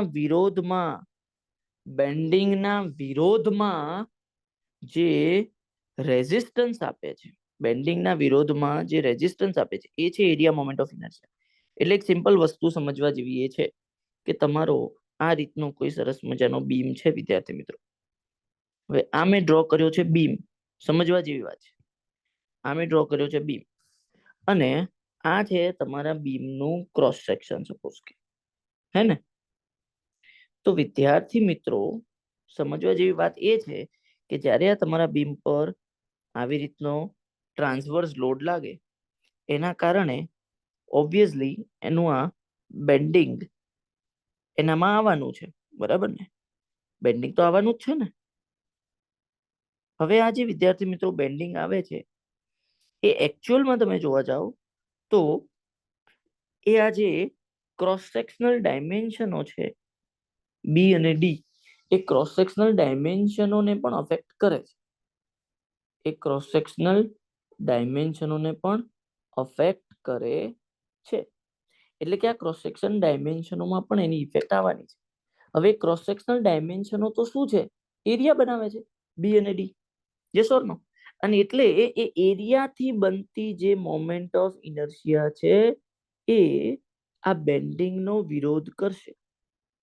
તો વસ્તુ સમજો કે જેટલી એરિયા મોમેન્ટ ઓફ ઇનર્શિયા વધારે ને, જેટલી એરિયા મોમેન્ટ ઓફ ઇનર્શિયા વધારે એટલું રેઝિસ્ટન્સ અગેન્સ્ટ બેન્ડિંગ વધારે. એટલે મને એમ કહો કે રેઝિસ્ટન્સ અગેન્સ્ટ બેન્ડિંગ વધારે થાય તો બેન્ડિંગ વધારે થાય કે ઓછું થાય? હે? રેઝિસ્ટન્સ અગેન્સ્ટ બેન્ડિંગ વધારે થાય તો બેન્ડિંગ વધારે થાય કે ઓછું થાય? હે? ટેલ મી. અમાઉન્ટ ઓફ બેન્ડિંગ વધારે થાય કે ઓછું થાય? ઓછું થાય, કારણ કે બેન્ડિંગના અગેન્સ્ટમાં રેઝિસ્ટન્સ વધારે છે. તો તમારા એ પર્ટિક્યુલર ક્રોસ સેક્શનનો, કારણ કે આ area moment of inertia A cross sectional property છે. આ એક વસ્તુ બી ક્લિયર કરજો. Area moment of inertia A cross sectional property છે. એરિયા મોમેન્ટ ઓફ ઇનર્શિયા એ એક ક્રોસ સેક્શનલ પ્રોપર્ટી છે. કેમ ક્રોસ સેક્શનલ પ્રોપર્ટી છે? કારણ કે તમે એનું ઇક્વેશન જ જોઈ લો. એનું ઇક્વેશન શું છે? જેમ કે એરિયા મોમેન્ટ ઓફ ઇનર્શિયાને આપણે આઈ વડે દર્શાવીએ છીએ. તો એરિયા ઇન્ટુ પરપેન્ડિક્યુલર ડિસ્ટન્સ નો સ્ક્વેર. વાલા વિદ્યાર્થી મિત્રો મને જરાક એમ કહો કે એરિયામાં શું શું આવે? ક્રોસ સેક્શનલ ડાયમેન્શન્સ આવે. આ પરપેન્ડિક્યુલર ડિસ્ટન્સ બી શું છે? અલ્ટિમેટલી તો ક્રોસ સેક્શનલ ડાયમેન્શન છે. જેમ કે આ બાજુમાં રેક્ટેંગલ પડ્યું જ છે. રેક્ટેંગલ માટે જરાક એકવાર આઈ એક્સ એક્સ લખી જુઓ તો. સપોઝ કે હું તમને બતાવું કે આ તમારી સેન્ટ્રોઇડલ એક્સ એક્સ એક્સિસ થઈ. તો આ સેન્ટ્રોઇડલ એક્સ એક્સ એક્સિસ માટે જરાક એકવાર એરિયા મોમેન્ટ ઓફ ઇનર્શિયાનું ઇક્વેશન લખી જુઓ. તમે શું લખશો? એરિયા ઇન્ટુ પરપેન્ડિક્યુલર ડિસ્ટન્સ નો સ્ક્વેર. હવે આઈ એક્સ એક્સ લખવું છે એટલે એ વખતે પરપેન્ડિક્યુલર ડિસ્ટન્સ કયું હોય? હે? વાય વાળું. વાય વાળું અહીંયા કોણ છે? વાય એટલે વર્ટિકલ. વર્ટિકલમાં કોણ છે? ડેપ્થ. એટલે મેં ડેપ્થ નો સ્ક્વેર લખ્યો. એરિયા થાય B into D into D square, એટલે બીડી ક્યુબ આવે છે. હા, પછી ભાગ્યા 12 આવે છે, અલગ વસ્તુ છે. એ રેક્ટેંગલ ના લીધે આવતો કોએફિશિયન્ટ છે, એ અલગ વસ્તુ છે. સમજાય છે હું શું કહેવા માંગુ છું? એ તો હાલ એમાં નથી પડવું આપણે. હાલ એમાં પડવું બી નથી. હાલ આપણે કન્સેપ્ટમાં જવું છે. એ કોએફિશિયન્ટ તો શેપ ના લીધે આવે છે. રેક્ટેંગલ હોય તો ભાગ્યા 12 આવે છે, એ રીતે. તો કહેવાનો મતલબ મારો એ હતો કે આ જે તમારી એરિયા મોમેન્ટ ઓફ ઇનર્શિયા તમે ભણો છો વિદ્યાર્થી મિત્રો, એ એક પ્રકારની ક્રોસ સેક્શનલ પ્રોપર્ટી છે. એ ક્રોસ સેક્શનલ ડાયમેન્શનોથી બને છે. તો એ ક્રોસ સેક્શનલ પ્રોપર્ટી એ બેન્ડિંગનો વિરોધ કરે છે, બેન્ડિંગની સામે રેઝિસ્ટન્સ ઓફર કરે છે. તો જો ક્રોસ સેક્શનલ ડાયમેન્શનો વધારે હોય તો એરિયા મોમેન્ટ ઓફ ઇનર્શિયા વધારે આવે, તો રેઝિસ્ટન્સ અગેન્સ્ટ બેન્ડિંગ વધારે કહેવાય. તો પછી બેન્ડિંગનો અમાઉન્ટ જે બેન્ડિંગ થશે બીમમાં એ ઓછું થશે. હવે જો બેન્ડિંગ ઓછું થશે વાલા વિદ્યાર્થી મિત્રો, તો તમારા આ પર્ટિક્યુલર ક્રોસ સેક્શનલ શેપનું બેન્ડિંગ સ્ટ્રેન્થ કેવી કહેવાય? વધારે કહેવાય. બેન્ડિંગ સ્ટ્રેન્થ કેવી કહેવાય? વધારે કહેવાય. બોલો, આવી મજા? પડી ખબર? અને એરિયા મોમેન્ટ ઓફ ઇનર્શિયા ક્યારે વધે મને એમ કહો તો? એરિયા મોમેન્ટ ઓફ ઇનર્શિયા ક્યારે વધે? જ્યારે ક્રોસ સેક્શનલ ડાયમેન્શન્સ વધારે હોય. સો ક્રોસ સેક્શનલ ડાયમેન્શન્સ ની વેલ્યુ વધે અથવા વધારે હોય તો એરિયા મોમેન્ટ ઓફ ઇનર્શિયા વધારે હોય, એટલે કે રેઝિસ્ટન્સ અગેન્સ્ટ બેન્ડિંગ વધારે હોય, તો અમાઉન્ટ ઓફ બેન્ડિંગ જે જોવા મળે ઓછું જોવા મળે, તો બેન્ડિંગ સ્ટ્રેન્થ વધારે છે એવું કહેવાય. બોલો, આવી મજા? પડી ખબર? Is there any doubt? હવે એક સરસ મજાનો જાદુ બતાવું, જોજો, ફીલ કરજો, મજા કરાવી દઉં, મજા. વાલા વિદ્યાર્થી મિત્રો, એક આવો રેક્ટેંગલ છે, બરાબર, અને એક આવો રેક્ટેંગલ છે. જોજો, ઓકે, આ છે બી, આ છે ડી. ઓકે, આ છે એની વિડ્થ, આ છે એની ડેપ્થ. ઓકે, જોવા જેવું છે. B1 D1 એવું રાખો અને B2 D2 એવું રાખો. હવે ધ્યાનથી અહીંયા એક વસ્તુ ઓબ્ઝર્વ કરજો. બંનેની હું સેન્ટ્રોઇડલ એક્સ એક્સિસ શો કરું છું. બંનેની સેન્ટ્રોઇડલ એક્સ એક્સિસ શો કરું છું. આ બંનેની સેન્ટ્રોઇડલ એક્સ એક્સિસ છે, બંનેની. અને સેન્ટ્રોઇડલ એક્સ એક્સિસ ના અબાઉટમાં જ મોમેન્ટ ઓફ ઇનર્શિયા લખવાની કહું છું, 1 ની અને આની 2 ની. બંનેને કહું છું કે તમારી સેન્ટ્રોઇડલ એક્સ એક્સિસ ના અબાઉટમાં મોમેન્ટ ઓફ ઇનર્શિયા લખો. હવે પ્રિલિમ્સ ભણીને આવેલા વિદ્યાર્થીઓ છે એટલે હવે આટલું તો હું ડાયરેક્ટ લખી જ શકું. B1 D1 cube upon 12. અહીંયા B2 D2 ક્યુબ અપોન 12. એક કોમન સેન્સ લગાવજો વિદ્યાર્થી મિત્રો, એક કોમન સેન્સ કે ક્યુબ કોનો થયો છે? ડેપ્થ નો. તો ડેપ્થ આમાંથી કયા કેસની વધારે છે, 1 ની કે 2 ની? તો ઓબ્વિયસલી 1 ની. તો વાલા વિદ્યાર્થી મિત્રો, સેન્ટ્રોઇડલ એક્સ એક્સિસ ના અબાઉટમાં મોમેન્ટ ઓફ ઇનર્શિયા કોની વધારે હશે? 1 ની. હવે એક જોરદાર વસ્તુમાં તમને કેવી છે, તમને ખબર છે શું? તમને ખબર છે કે આપણા બીમમાં જે પણ કોઈ બેન્ડિંગ થાય છે તો એ કઈ એક્સિસ ના અબાઉટમાં થાય છે? In BIMS mostly bending is observed about which axis, my dear students? Bending is observed about centroidal x axis, है ने, જેને તમે ન્યુટ્રલ એક્સિસ બી કહો છો. ઓકે, તો વિદ્યાર્થી મિત્રો અહીંયા જેમ મેં તમને કીધું, શું કીધું કે area moment of inertia will resist what? will resist bending. બરાબર ને? તો અહીંયા સાથે સાથે એ બી વસ્તુ સમજવાની હતી કે વિદ્યાર્થી મિત્રો, જે એક્સિસ ના અબાઉટમાં બેન્ડિંગ થશે એ એક્સિસ વાળી મોમેન્ટ ઓફ ઇનર્શિયા અથવા એ એક્સિસ ના અબાઉટ વાળી મોમેન્ટ ઓફ ઇનર્શિયા જ એનો વિરોધ કરશે. એટલે કહેવાનો મતલબ કે જો સેન્ટ્રોઇડલ એક્સ એક્સિસ ના અબાઉટમાં બેન્ડિંગ થતું હોય તો એનો વિરોધ સેન્ટ્રોઇડલ એક્સ એક્સિસ ના અબાઉટ વાળી મોમેન્ટ ઓફ ઇનર્શિયા જ કરે. એમાં સેન્ટ્રોઇડલ વાય એક્સિસ વાળી કે બીજી કોઈ બી એક્સ એક્સિસ વાળી મોમેન્ટ ઓફ ઇનર્શિયા કામ ના લાગે. જે એક્સિસ ના અબાઉટમાં બેન્ડિંગ થતું હોય, જે એક્સિસ ના અબાઉટમાં બેન્ડિંગ થતું હોય એ એક્સિસ ની મોમેન્ટ ઓફ ઇનર્શિયા જ ત્યાં વિરોધ કરશે, રેઝિસ્ટન્સ આપશે. બોલો આવી મજા? બોલો પડી ખબર? My dear students, quickly tell મી. हाँ जी, जल्दी जल्दी जल्दी जल्दी जल्दी बोलो, जल्दी बोलो, फास्ट, जल्दी फास्ट बोलो विद्यार्थी मित्रों. How was your experience till now? Quickly tell me. हजू एक जोरदार जादू बताओ. Quickly tell me in the chat section. बोलो, खबर पड़ी गई? जल्दी थी जणाવો મને. Quickly tell me in the chat section, yes or no, my dear students.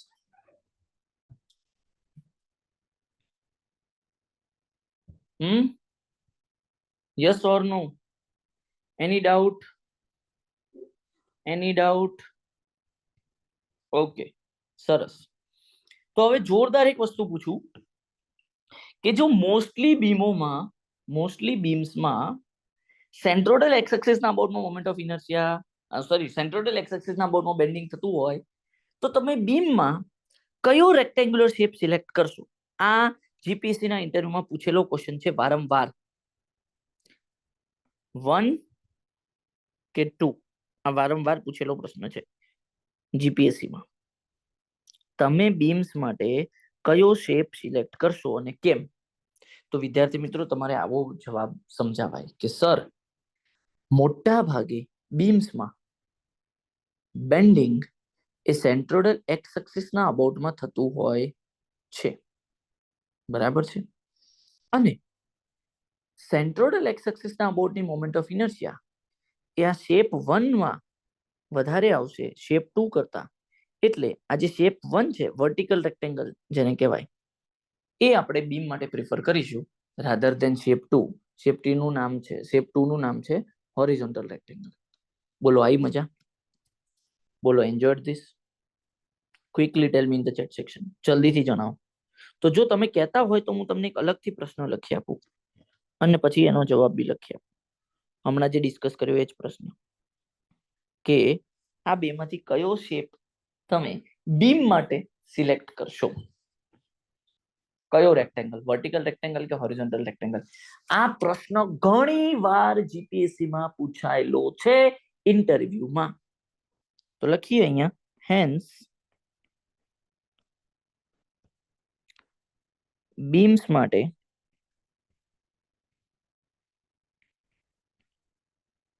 જે શેપમાં અથવા જે શેપ માટે સેન્ટ્રોઇડલ એક્સ એક્સિસ ના અબાઉટ ની મોમેન્ટ ઓફ ઇનર્શિયા, આખા શબ્દને મેં આ નોટેશન થી દર્શાવી દીધો, કોઈ વાંધો હોય તો કેજો. સેન્ટ્રોઇડલ એક્સ એક્સિસ ના અબાઉટ ની મોમેન્ટ ઓફ ઇનર્શિયા વધારે હોય તે શેપ આપણે પ્રિફર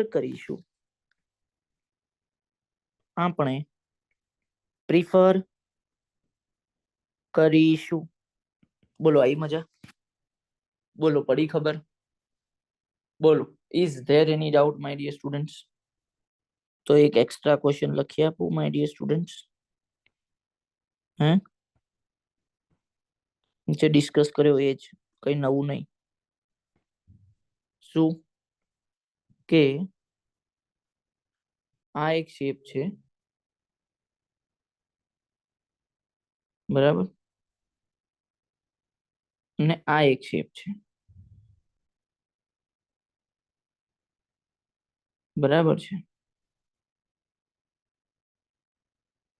આ એક શેપ છે ને આ એક શેપ છે.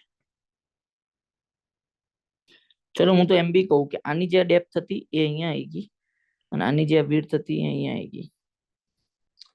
બી ને ડી સેમ જ છે પણ ઉલટાઈ દીધા છે, એવું બી રાખો. 1 અને 2 ડાયમેન્શન બી સરખા છે. ચલો હું તો કહું તો બી શેપ 1 જ જીતશે, હે ને? યસ. તો પ્રશ્ન એવો છે કે આ બે ક્રોસ સેક્શનલ શેપ માંથી કયું ક્રોસ સેક્શન અથવા કયો ક્રોસ સેક્શનલ શેપ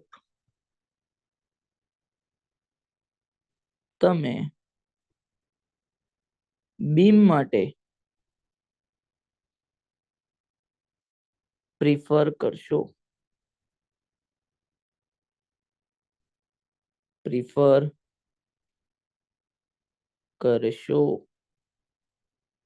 કયો શેપ પ્રિફર કરશો? બોલો બીમ માટે કયો શેપ પ્રિફર કરશો? તો તમારો જવાબ આ હોવો જોઈએ. Your answer should be like this, short and sweet. કે સર બીમ્સમાં મોટા ભાગે સેન્ટ્રોઇડલ એક્સ એક્સિસ ના અબાઉટમાં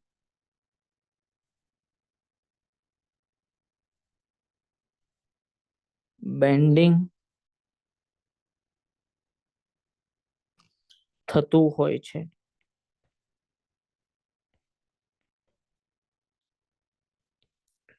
તો તે એક્સિસ ના અબાઉટ ની મોમેન્ટ ઓફ ઇનર્શિયા વધારે હોવી જોઈએ. જે શેપમાં જે ક્રોસ સેક્શનલ શેપમાં આ સેન્ટ્રોઇડલ એક્સ એક્સિસ ના અબાઉટ ની મોમેન્ટ ઓફ ઇનર્શિયા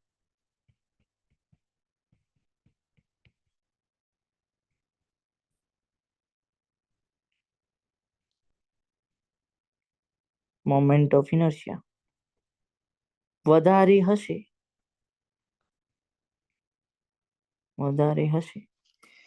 તે ક્રોસ સેક્શનલ શેપ બીમ માટે સિલેક્ટ કરીશું.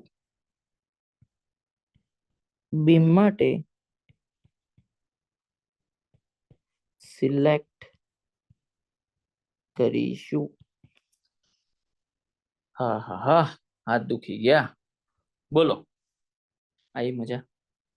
અલ્યા ભાઈ મજા આવે છે? હે, બધું તૈયાર ભાણું મળી જાય તમને? હે, આવા પ્રશ્નોના જવાબ જનરલી વિદ્યાર્થીએ પોતે બનાવવા પડતા હોય છે. એની જગ્યાએ અહીંયા તમને બધું શું મળી જાય છે? તૈયાર ભાણું મળી જાય છે. Yes or no? Quickly tell મી.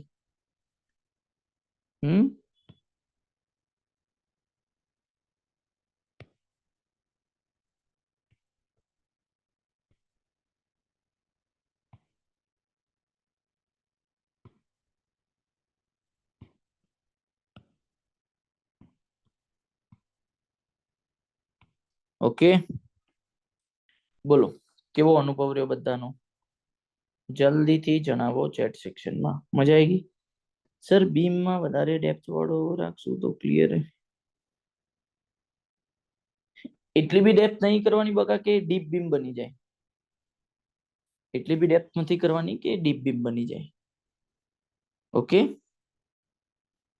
અચ્છા મને એમ કે તું અત્યારે જ્યાં બી બેઠો છે, જે બી રૂમમાં, લાઇબ્રેરી કે ઘર, કોઈ બી જગ્યાએ, તેની વિડ્થ કરતા એની ડેપ્થ વધારે જ છે તો તને હેડરૂમ નો ઇશ્યુ આવે છે? હે વાલા? હે આવે છે? તો પછી લાઈવ એક્ઝામ્પલ તને એવું પૂછે બી ખરી. જો આ બહુ સરસ છે. તને આવું પૂછે ને હર્ષિત, કાઉન્ટર ક્વેશ્ચન કરે કે ભાઈ બહુ વધારે પડતી ડેપ્થ રાખશો તો સર આપણે એમને ડીપ બીમ નથી બનાવવાના. અને ઇવન સર આપણે તો કોડમાં ડીપ બીમ ની પણ ડિઝાઇન આપેલી છે.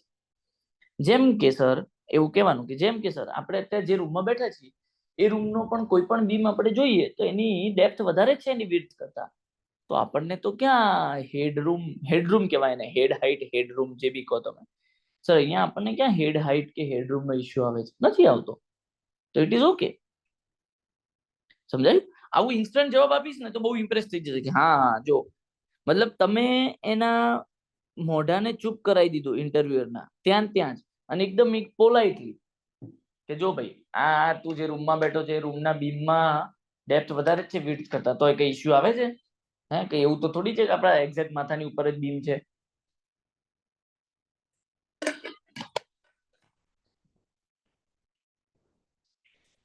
અંડરસ્ટુડ? બોલો, આઈ મજા? પડી ખબર? એની ડાઉટ? બોલો, એન્જોયિંગ ઓર નોટ? ભાઈ મજા આવી રહી છે કે નહીં બધાને? હવે બીજી જોવા જેવી વાત કે માસ મોમેન્ટ ઓફ ઇનર્શિયા નું ફિઝિકલ સિગ્નિફિકન્સ શું છે? માસ મોમેન્ટ ઓફ ઇનર્શિયા એક્ઝિસ્ટ જ શું કરવા કરે છે, એના ઉપર જવાનું છે. પણ એના ઉપર આગળ વધીએ એની પહેલા મારે તમને એક બીજો પ્રશ્નનો જવાબ અહીંયા ફાઇન્ડ આઉટ કરાવડાવવો છે.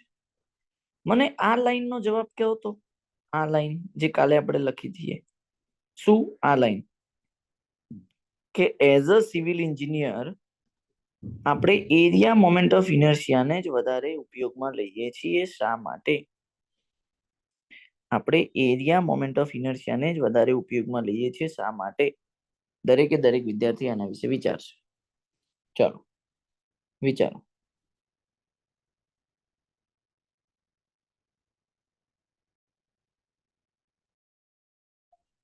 બોલો ભાઈ, વિચારો. કોઈનો જવાબ આવ્યો? બીકોઝ બીમમાં બેન્ડિંગની વાત આવે છે તો એના માટેની resisting cross sectional property important હોય અને એ એરિયા મોમેન્ટ ઓફ ઇનર્શિયા છે. હજુ ભાઈ જો તમે એવું ના સમજશો કે ભાઈ ઇન્ટરવ્યુ ગાઈડન્સના અમે ખાલી લેક્ચરો સાંભળી લીધા એટલે થઈ ગયું, કે નોટ્સ પીડીએફ આવી ગઈ, સાહેબો પીડીએફ આપી દેશે અને અમે વાંચી લઈશું એટલે પતી ગયું. ખોટી વાત, તદ્દન ખોટી વાત. ભાઈ ઇન્ટરવ્યુમાં પીડીએફો વાંચવાથી કશું જ નહીં થાય. જ્યાં સુધી બોલતા નહીં શીખો ત્યાં સુધી, જ્યાં સુધી ઇન્ટરેક્ટ કરતા નહીં શીખો ત્યાં સુધી, જ્યાં સુધી તમે દરેક પોઈન્ટ ઉપર પોતાનો વ્યૂ રાખતા, પોતાનો વ્યૂ મૂકતા નહીં શીખો ત્યાં સુધી. એટલે આ વસ્તુ આપણે અત્યારે બહુ સ્ટ્રિક્ટલી આ વસ્તુને અત્યારથી તમને આદત પડાવવી પડશે. તમને પ્રિલિમ્સમાં બહુ આદતો પડી ગઈ છે ઓનલાઈન ભણી ભણીને કે ખાલી એક વન સાઇડેડ લેક્ચરો જવા દેવાના, ફેકલ્ટી ખાલી ભણાયો તો જાય, આપણે નોટ્સ જોઈ લેવાની, ટાઈમ મળે તો લેક્ચર જોવાના, ટાઈમ ના મળે તો ખાલી નોટ્સ જ જોઈ લેવાની. ને બધી આદતો તમને બહુ પડેલી છે.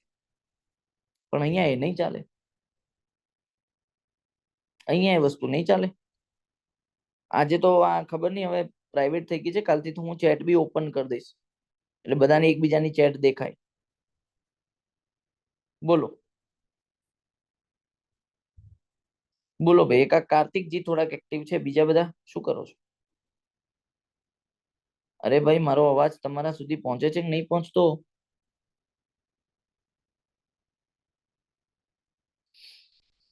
તો હા, રાહુલજીએ ચલો એક સારો પ્રયત્ન કર્યો છે. બીજું બીજું કઈ? દરેક વિદ્યાર્થી અહીંયા બોલવું પડશે. દરેક વિદ્યાર્થીએ બોલવાનું છે. બોલો ચાલો.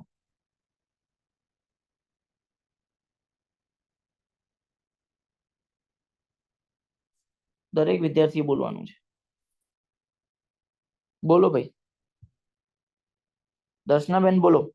પ્રશ્ન ખબર છે કે પ્રશ્ન રિપીટ કરી આપું? પ્રશ્ન આ જ છે કે એઝ અ સિવિલ એન્જિનિયર આપણે એરિયા મોમેન્ટ ઓફ ઇનર્શિયાનો ઉપયોગ વધારે કરીએ છીએ, એનું કારણ શું? કેમ?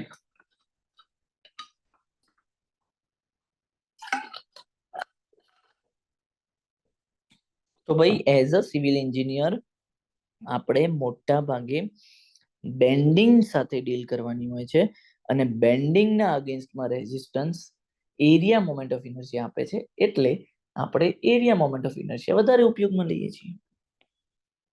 બોલો, આવડી ગયું? Is there any doubt? હા ભાઈ, તો એક્સ્ટ્રા ક્વેશ્ચન લખવાનો થશે. એક્સ્ટ્રા ક્વેશ્ચન લખવાનું થશે. શું થશે? એઝ અ સિવિલ એન્જિનિયર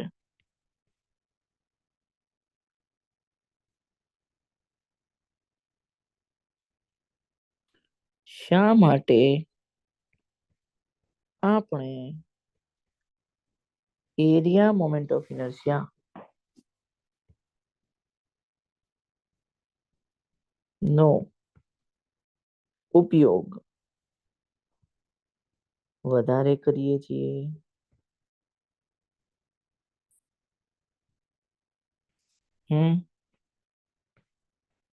શા માટે ભાઈ? તો એમાં આવું લખાય. શું લખાય? સાંભળજો કે ભાઈ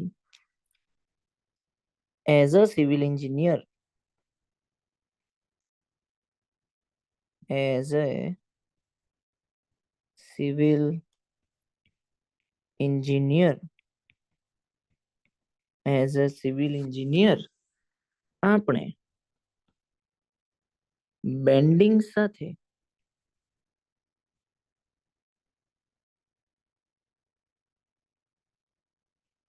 વધારે ડીલ કરવાની હોય છે અથવા બેન્ડિંગ ને આપણે વધારે ભણીએ છીએ એઝ અ સિવિલ એન્જિનિયર. આપણે bending of the object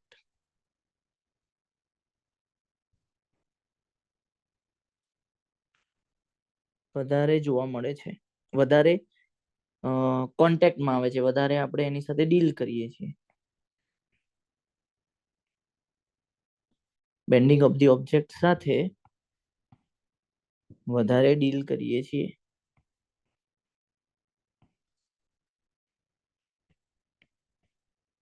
deal કરીએ છીએ અને બેન્ડિંગના અગેન્સ્ટમાં રેઝિસ્ટન્સ બેન્ડિંગના અગેન્સ્ટમાં રેઝિસ્ટન્સ કોણ આપે છે? બેન્ડિંગના અગેન્સ્ટમાં resistance area moment of inertia આપે છે. માટે આપણે તેનો ઉપયોગ વધારે કરીએ છીએ.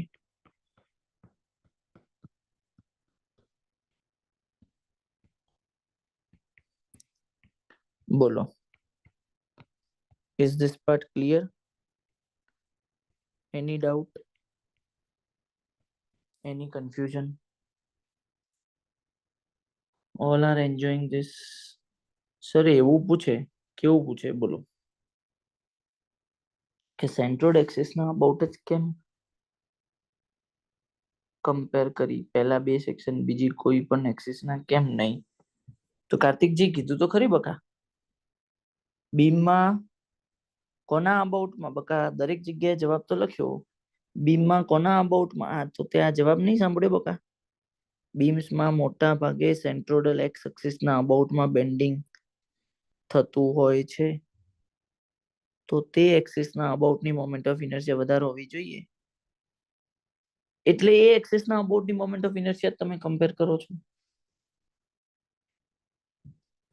જે એક્સિસના અબાઉટમાં બેન્ડિંગ થતું હોય એ એક્સિસના અબાઉટની મોમેન્ટ ઓફ ઇનર્શિયા એને રેઝિસ્ટ કરે ને, તો એ એક્સિસના અબાઉટની મોમેન્ટ ઓફ ઇનર્શિયા જોઈને જ તમારે નક્કી કરવું જોઈએ ને કે કયા શેપનો બીમ લેવો. બોલ, થયું ક્લિયર બકા? બોલ, ક્લિયર થયું? હા, અનમ્યુટ કરું ને, અનમ્યુટ કરું ને કાર્તિકજી, અનમ્યુટ. હેલો, બોલો. હા બોલો બોલો. Good evening sir. Good evening, good evening. બોલો બોલો. સર એકચ્યુઅલી જે સેન્ટ્રોઇડ એવું પૂછે કે સેન્ટ્રોઇડલ એક્સ એક્સિસ જ કેમ, મતલબ સેન્ટ્રોઇડ થી કોઈ એક્સ ડિસ્ટન્સ પર કે વાય ડિસ્ટન્સ પર કે એવા ડિસ્ટન્સ પરની એક્સિસ કેમ નહીં એમ પૂછે તો સર. એટલે મોમેન્ટ ઓફ ઇનર્શિયા એના અબાઉટમાં કેમ લીધી એવું એવું પૂછે તો એમ કે છે. હા સર, એટલે એવું પૂછું છું. હા હા, તો એનો જવાબ જ એ છે ને.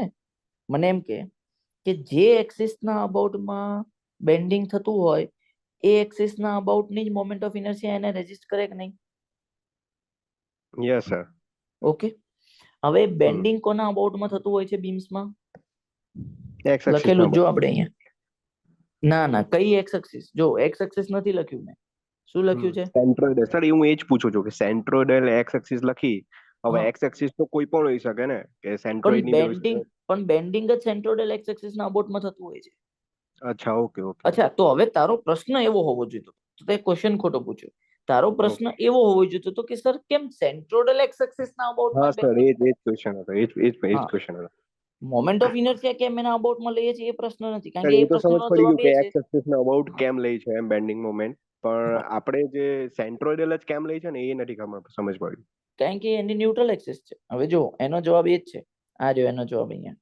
મને એમ કે આ રેક્ટેન્ગ્યુલર બીમ છે તારો, એની આ ન્યુટ્રલ એક્સિસ છે, બરાબર ને? ઓકે. તો ન્યુટ્રલ એક્સિસ ની ઉપરના ફાઈબરો જે રહ્યા, આ બધા અલગ કલર થી બતાવું, જો આ બધા દેખાય છે ને સ્ક્રીન? Yes sir. આ બધા ફાઈબરો રહ્યા, આ બધા બેન્ડ થશે અને આ બધા તને ખબર છે કમ્પ્રેસ થશે ઉપરના. Yes, complete. અને નીચેના બધા જે રહ્યા એ બધા બી Tension. બેન્ડ થશે, પણ એ બધા બેન્ડની સાથે સાથે એક્સપાન્ડ થશે, ખેંચાશે, ટેન્શનમાં હશે. હમ પણ આ જે ગ્રીન વાળો ફાઈબર રહ્યો તારો, જરાક Okay. એની થિકનેસ વધારીને ડ્રો કરું. આ જે તારો ગ્રીન વાળો ફાઈબર રહ્યો, હમ મને એમ કે આ બેન્ડ થશે. ના સર, એમાં કોઈ એ બેન્ડિંગમાં કોઈ રોલ નહીં એનો. ઓકે, એ બેન્ડ નહીં થાય. તો પછી મને એમ કે આખો જે તારો આ બીમ બેન્ડ થયો એ કોના અબાઉટમાં બેન્ડ થયો એવું કહી શકે તું? સેન્ટ્રોઇડ એક્સ એક્સિસ ના અબાઉટમાં. આ ગ્રીન ના અબાઉટમાં. આ ગ્રીન કોણ છે? Centroidal axis. ન્યુટ્રલ એક્સિસ છે, સેન્ટ્રોઇડ એક્સિસ છે. બસ, તો આ જવાબ છે કે સાહેબ આ Okay. રીતે સેન્ટ્રોઇડલ એક્સ એક્સિસ ના અબાઉટમાં બેન્ડિંગ થતું હોય છે, એટલે આપણે એના અબાઉટની મોમેન્ટ ઓફ ઇનર્શિયાની ડિસ્કશન કરતા હોઈએ છીએ બીમમાં. એટલે જ મેં Okay. અહીંયા ક્લિયરલી લખ્યું છે, જો ક્લિયરલી લખ્યું છે બીમ્સમાં હમ લખ્યું છે. ક્લિયર થયું? Yes.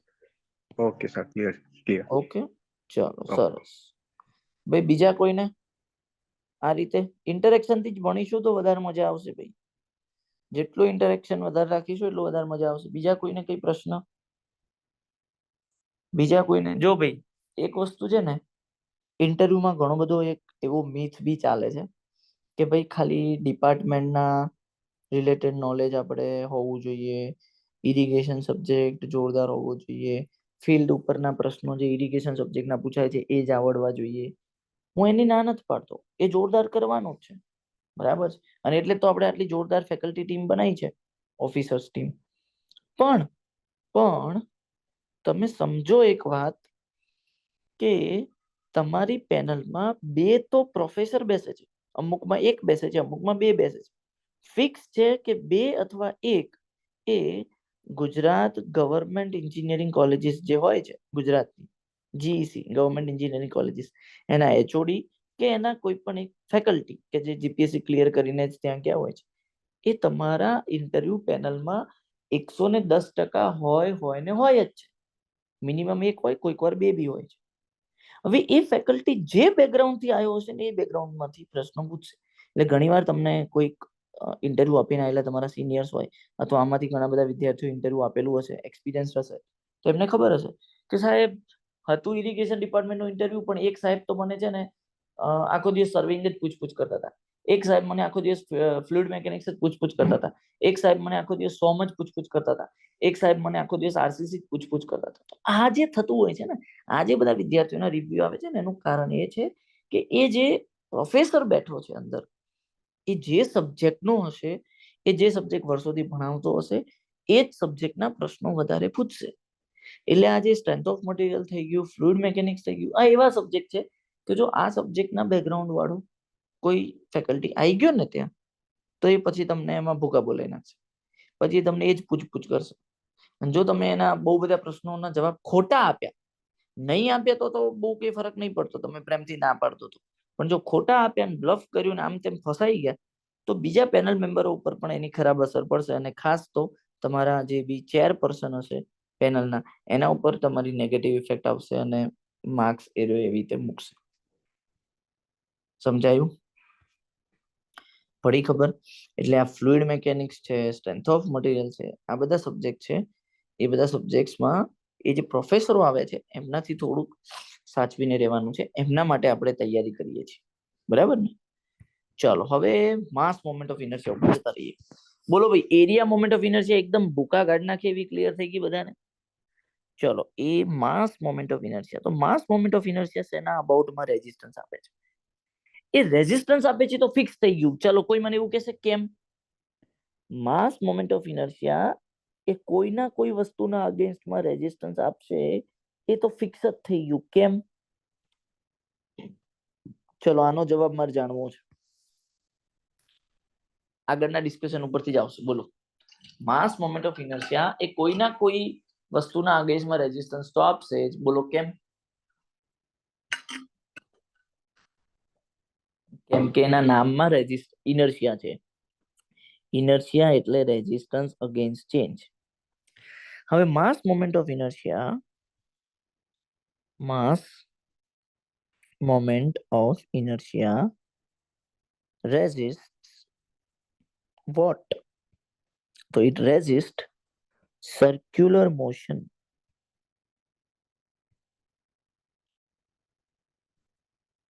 और रोटेशनल मोशन, जे बी કહો તો રોટેશનલ મોશનના અગેન્સ્ટમાં વિરોધ કરે છે કોણ? આ માસ મોમેન્ટ ઓફ ઇનર્શિયા. સમજાય છે? હા, સર્ક્યુલર મોશનના અગેન્સ્ટમાં રેઝિસ્ટન્સ કરે છે, રોટેશનલ મોશનના અગેન્સ્ટમાં રેઝિસ્ટન્સ કરે છે. જેમ કે એક સરસ મજાનું એક્ઝામ્પલ આપું કે આ એક આવી સરસ મજાની ગોળ એક ડિસ્ક છે કે એક વ્હીલ છે, પૈડું છે, ગમે તે સમજો, તમે જે સમજો. એનું માસ છે સ્મોલ એમ. હવે આ સ્થિર છે, સ્ટેટિક છે, પણ હવે તમારે એને અમુક એક આરપીએમ થી અગર રોટેટ કરાવવું છે, અગર તમારે એને અમુક એક આરપીએમ થી રોટેટ કરાવવું છે, અગર તમારે એને અમુક એક આરપીએમ થી રોટેટ કરાવવું છે, તો તમારે બળ લગાવવું પડશે, ફોર્સ લગાવવો પડશે. એમને એમ તમે બોલશો કે એ ભાઈ ચાલ 10 આરપીએમ થી રોટેટ થવા લાગ, તો રોટેટ થવા લાગશે? હે? નહીં થવા લાગે. તમારે ફોર્સ લગાવવો પડશે. એ ફોર્સ તમે ગમે તે રીતે લગાવો. તમે કોઈ મોટર એનાથી કનેક્ટ કરી લો, કોઈ શાફ્ટ કનેક્ટ કરી લો, કોઈ ટર્બાઇન કનેક્ટ કરી લો, તમે હાથે જઈને કરો, કોઈ બી કરો, તમે એના ઉપર પવન ફેંકો, કોઈ પણ રીતે તમારે એને ફોર્સ આપવો પડશે. બસ મારો પ્રશ્ન જ આ છે, કેમ એને ફોર્સ આપવો પડે છે? આપણે બોલીએ ને રોટેટ કેમ નહીં થવા લાગતું? તો એનું જે માસ મોમેન્ટ ઓફ ઇનર્શિયા છે એ એની રોટેશનલ મોશનને રેસિસ્ટ કરશે, વિરોધ કરશે.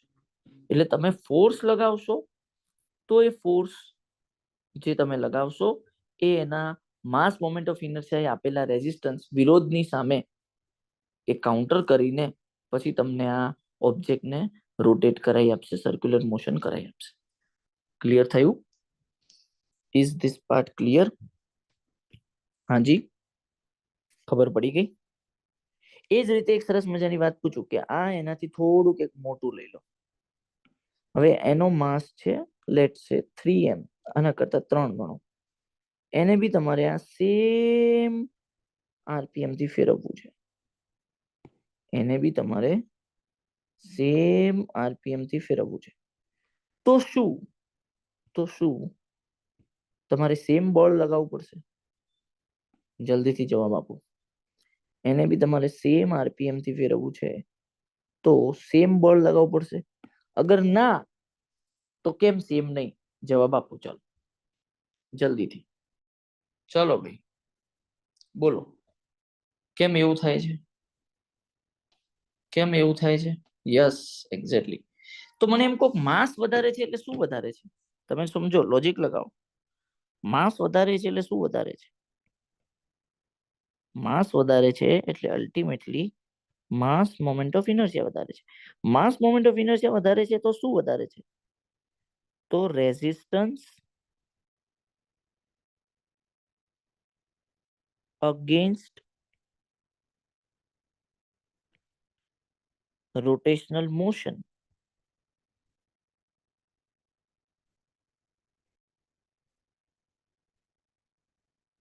और सर्क्युलर मोशन વધારે છે.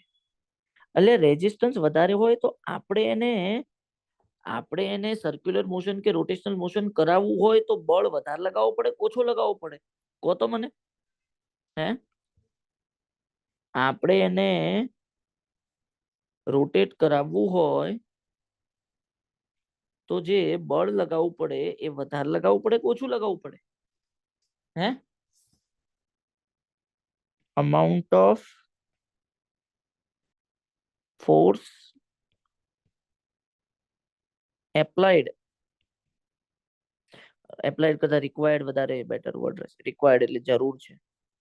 amount of force required to rotate the object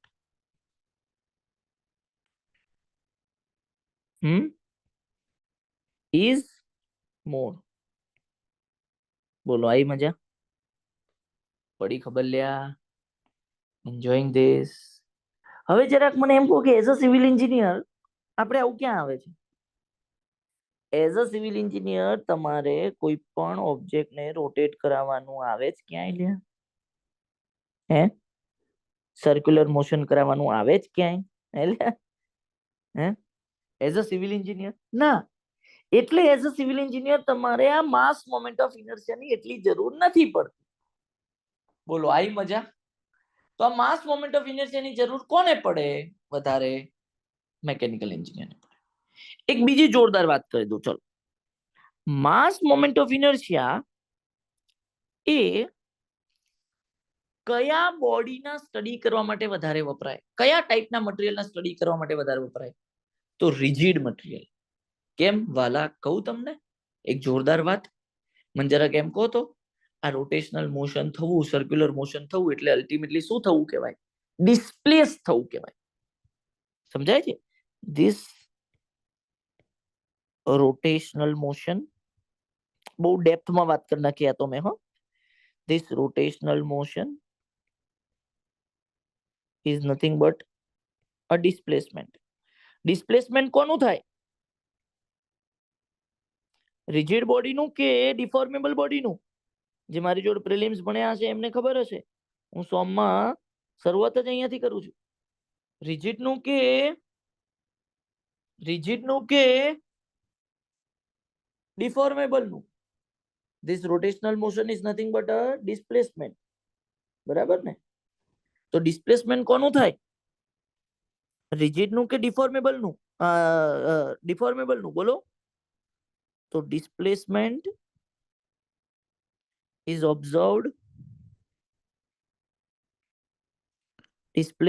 observed in rigid material. Displacement is observed in rigid material. Displacement is observed in rigid material. સમજાયું? Displacement is observed in rigid material. બરાબર ને?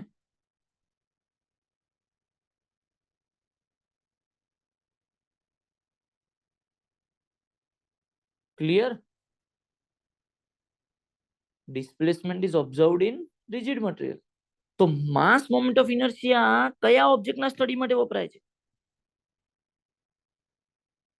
Hence, mass moment of inertia is used in rigid material study. હવે એક જોરદાર વાત કહું.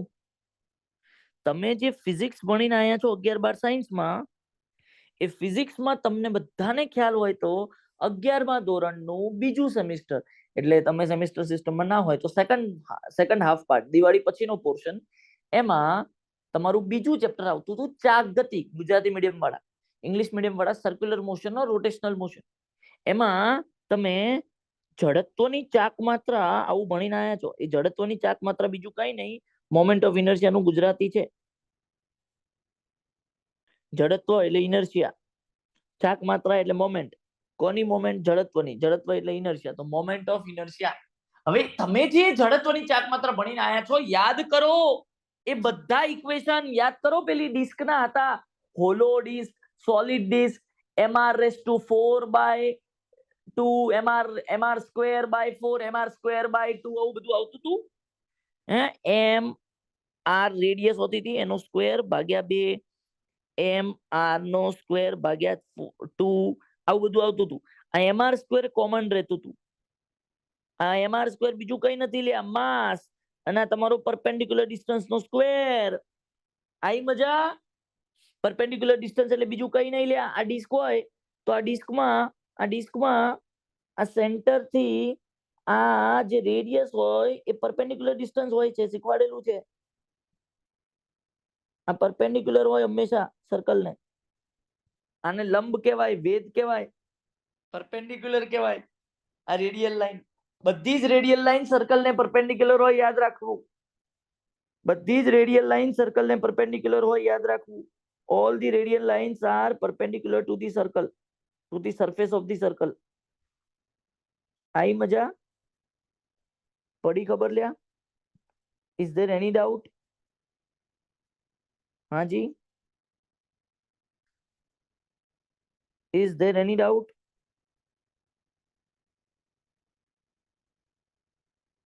ચલો સરસ, ક્રિસ્ટલ ક્લિયર. તો આ એ છે, આ રેડિયસ તમારી પરપેન્ડિક્યુલર ડિસ્ટન્સ છે. પરપેન્ડિક્યુલર ડિસ્ટન્સ નો સ્ક્વેર હમણાં જ ભણીને આયા. માસ ઇન્ટુ પરપેન્ડિક્યુલર ડિસ્ટન્સ નો સ્ક્વેર, આ થાય તમારી માસ મોમેન્ટ ઓફ ઇનર્શિયા. જેમ એરિયા મોમેન્ટ ઓફ ઇનર્શિયામાં થતું હતું, એરિયા ઇન્ટુ પરપેન્ડિક્યુલર ડિસ્ટન્સ નો સ્ક્વેર. Yes or no? નતું થતું? બસ, તો આ બધું ખબર પડે છે લ્યા. તો તમે મને કહો કે તમે એઝ અ સિવિલ એન્જિનિયર બધા ડિફોર્મેબલ ઓબ્જેક્ટો ભણો છો ને? બેન્ડિંગ એક પ્રકારનું ડિફોર્મેશન છે ને? તો એરિયા મોમેન્ટ ઓફ ઇનર્શિયા એ ડિફોર્મેબલ ઓબ્જેક્ટ્સના સ્ટડી માટે વપરાય છે, કારણ કે બેન્ડિંગ એક પ્રકારનું ડિફોર્મેશન છે અને બેન્ડિંગના અગેન્સ્ટમાં રેઝિસ્ટન્સ એટલે એરિયા મોમેન્ટ ઓફ ઇનર્શિયા. તો પડી ખબર? તો આના જવાબમાં બી લખી શકો છો કે as a civil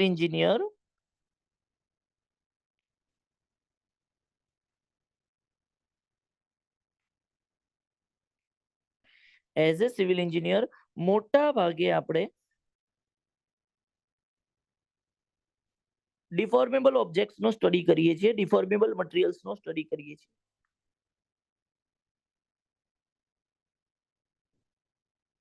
deformable materials no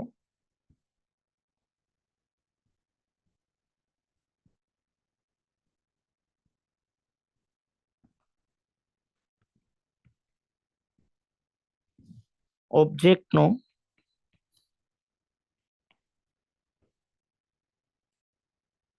study કરીએ છીએ. ડિફોર્મેબલ ઓબ્જેક્ટ્સ નો સ્ટડી કરીએ છીએ. એન્ડ બેન્ડિંગ એક પ્રકારનું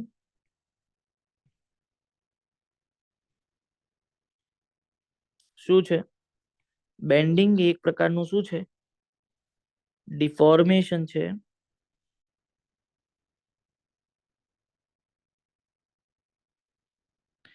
અને એના અગેન્સ્ટમાં resistance area moment of inertia આપે છે.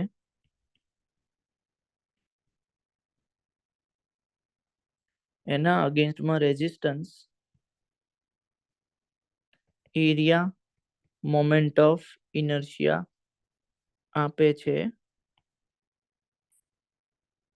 હેન્સ એ પ્રૂવ થાય છે કે શું area moment of inertia is used to study deformable objects.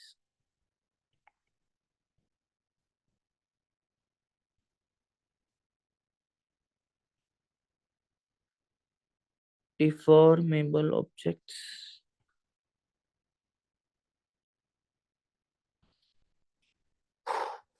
બોલો, આવી ગઈ મજા?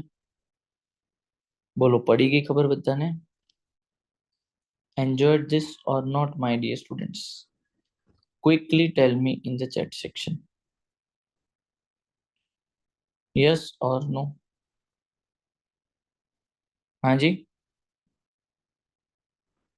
Yes or no? Quickly tell me in the chat section. જલ્દીથી દરેકે દરેક વિદ્યાર્થી મિત્રો પોતપોતાનો અનુભવ શેર કરશે.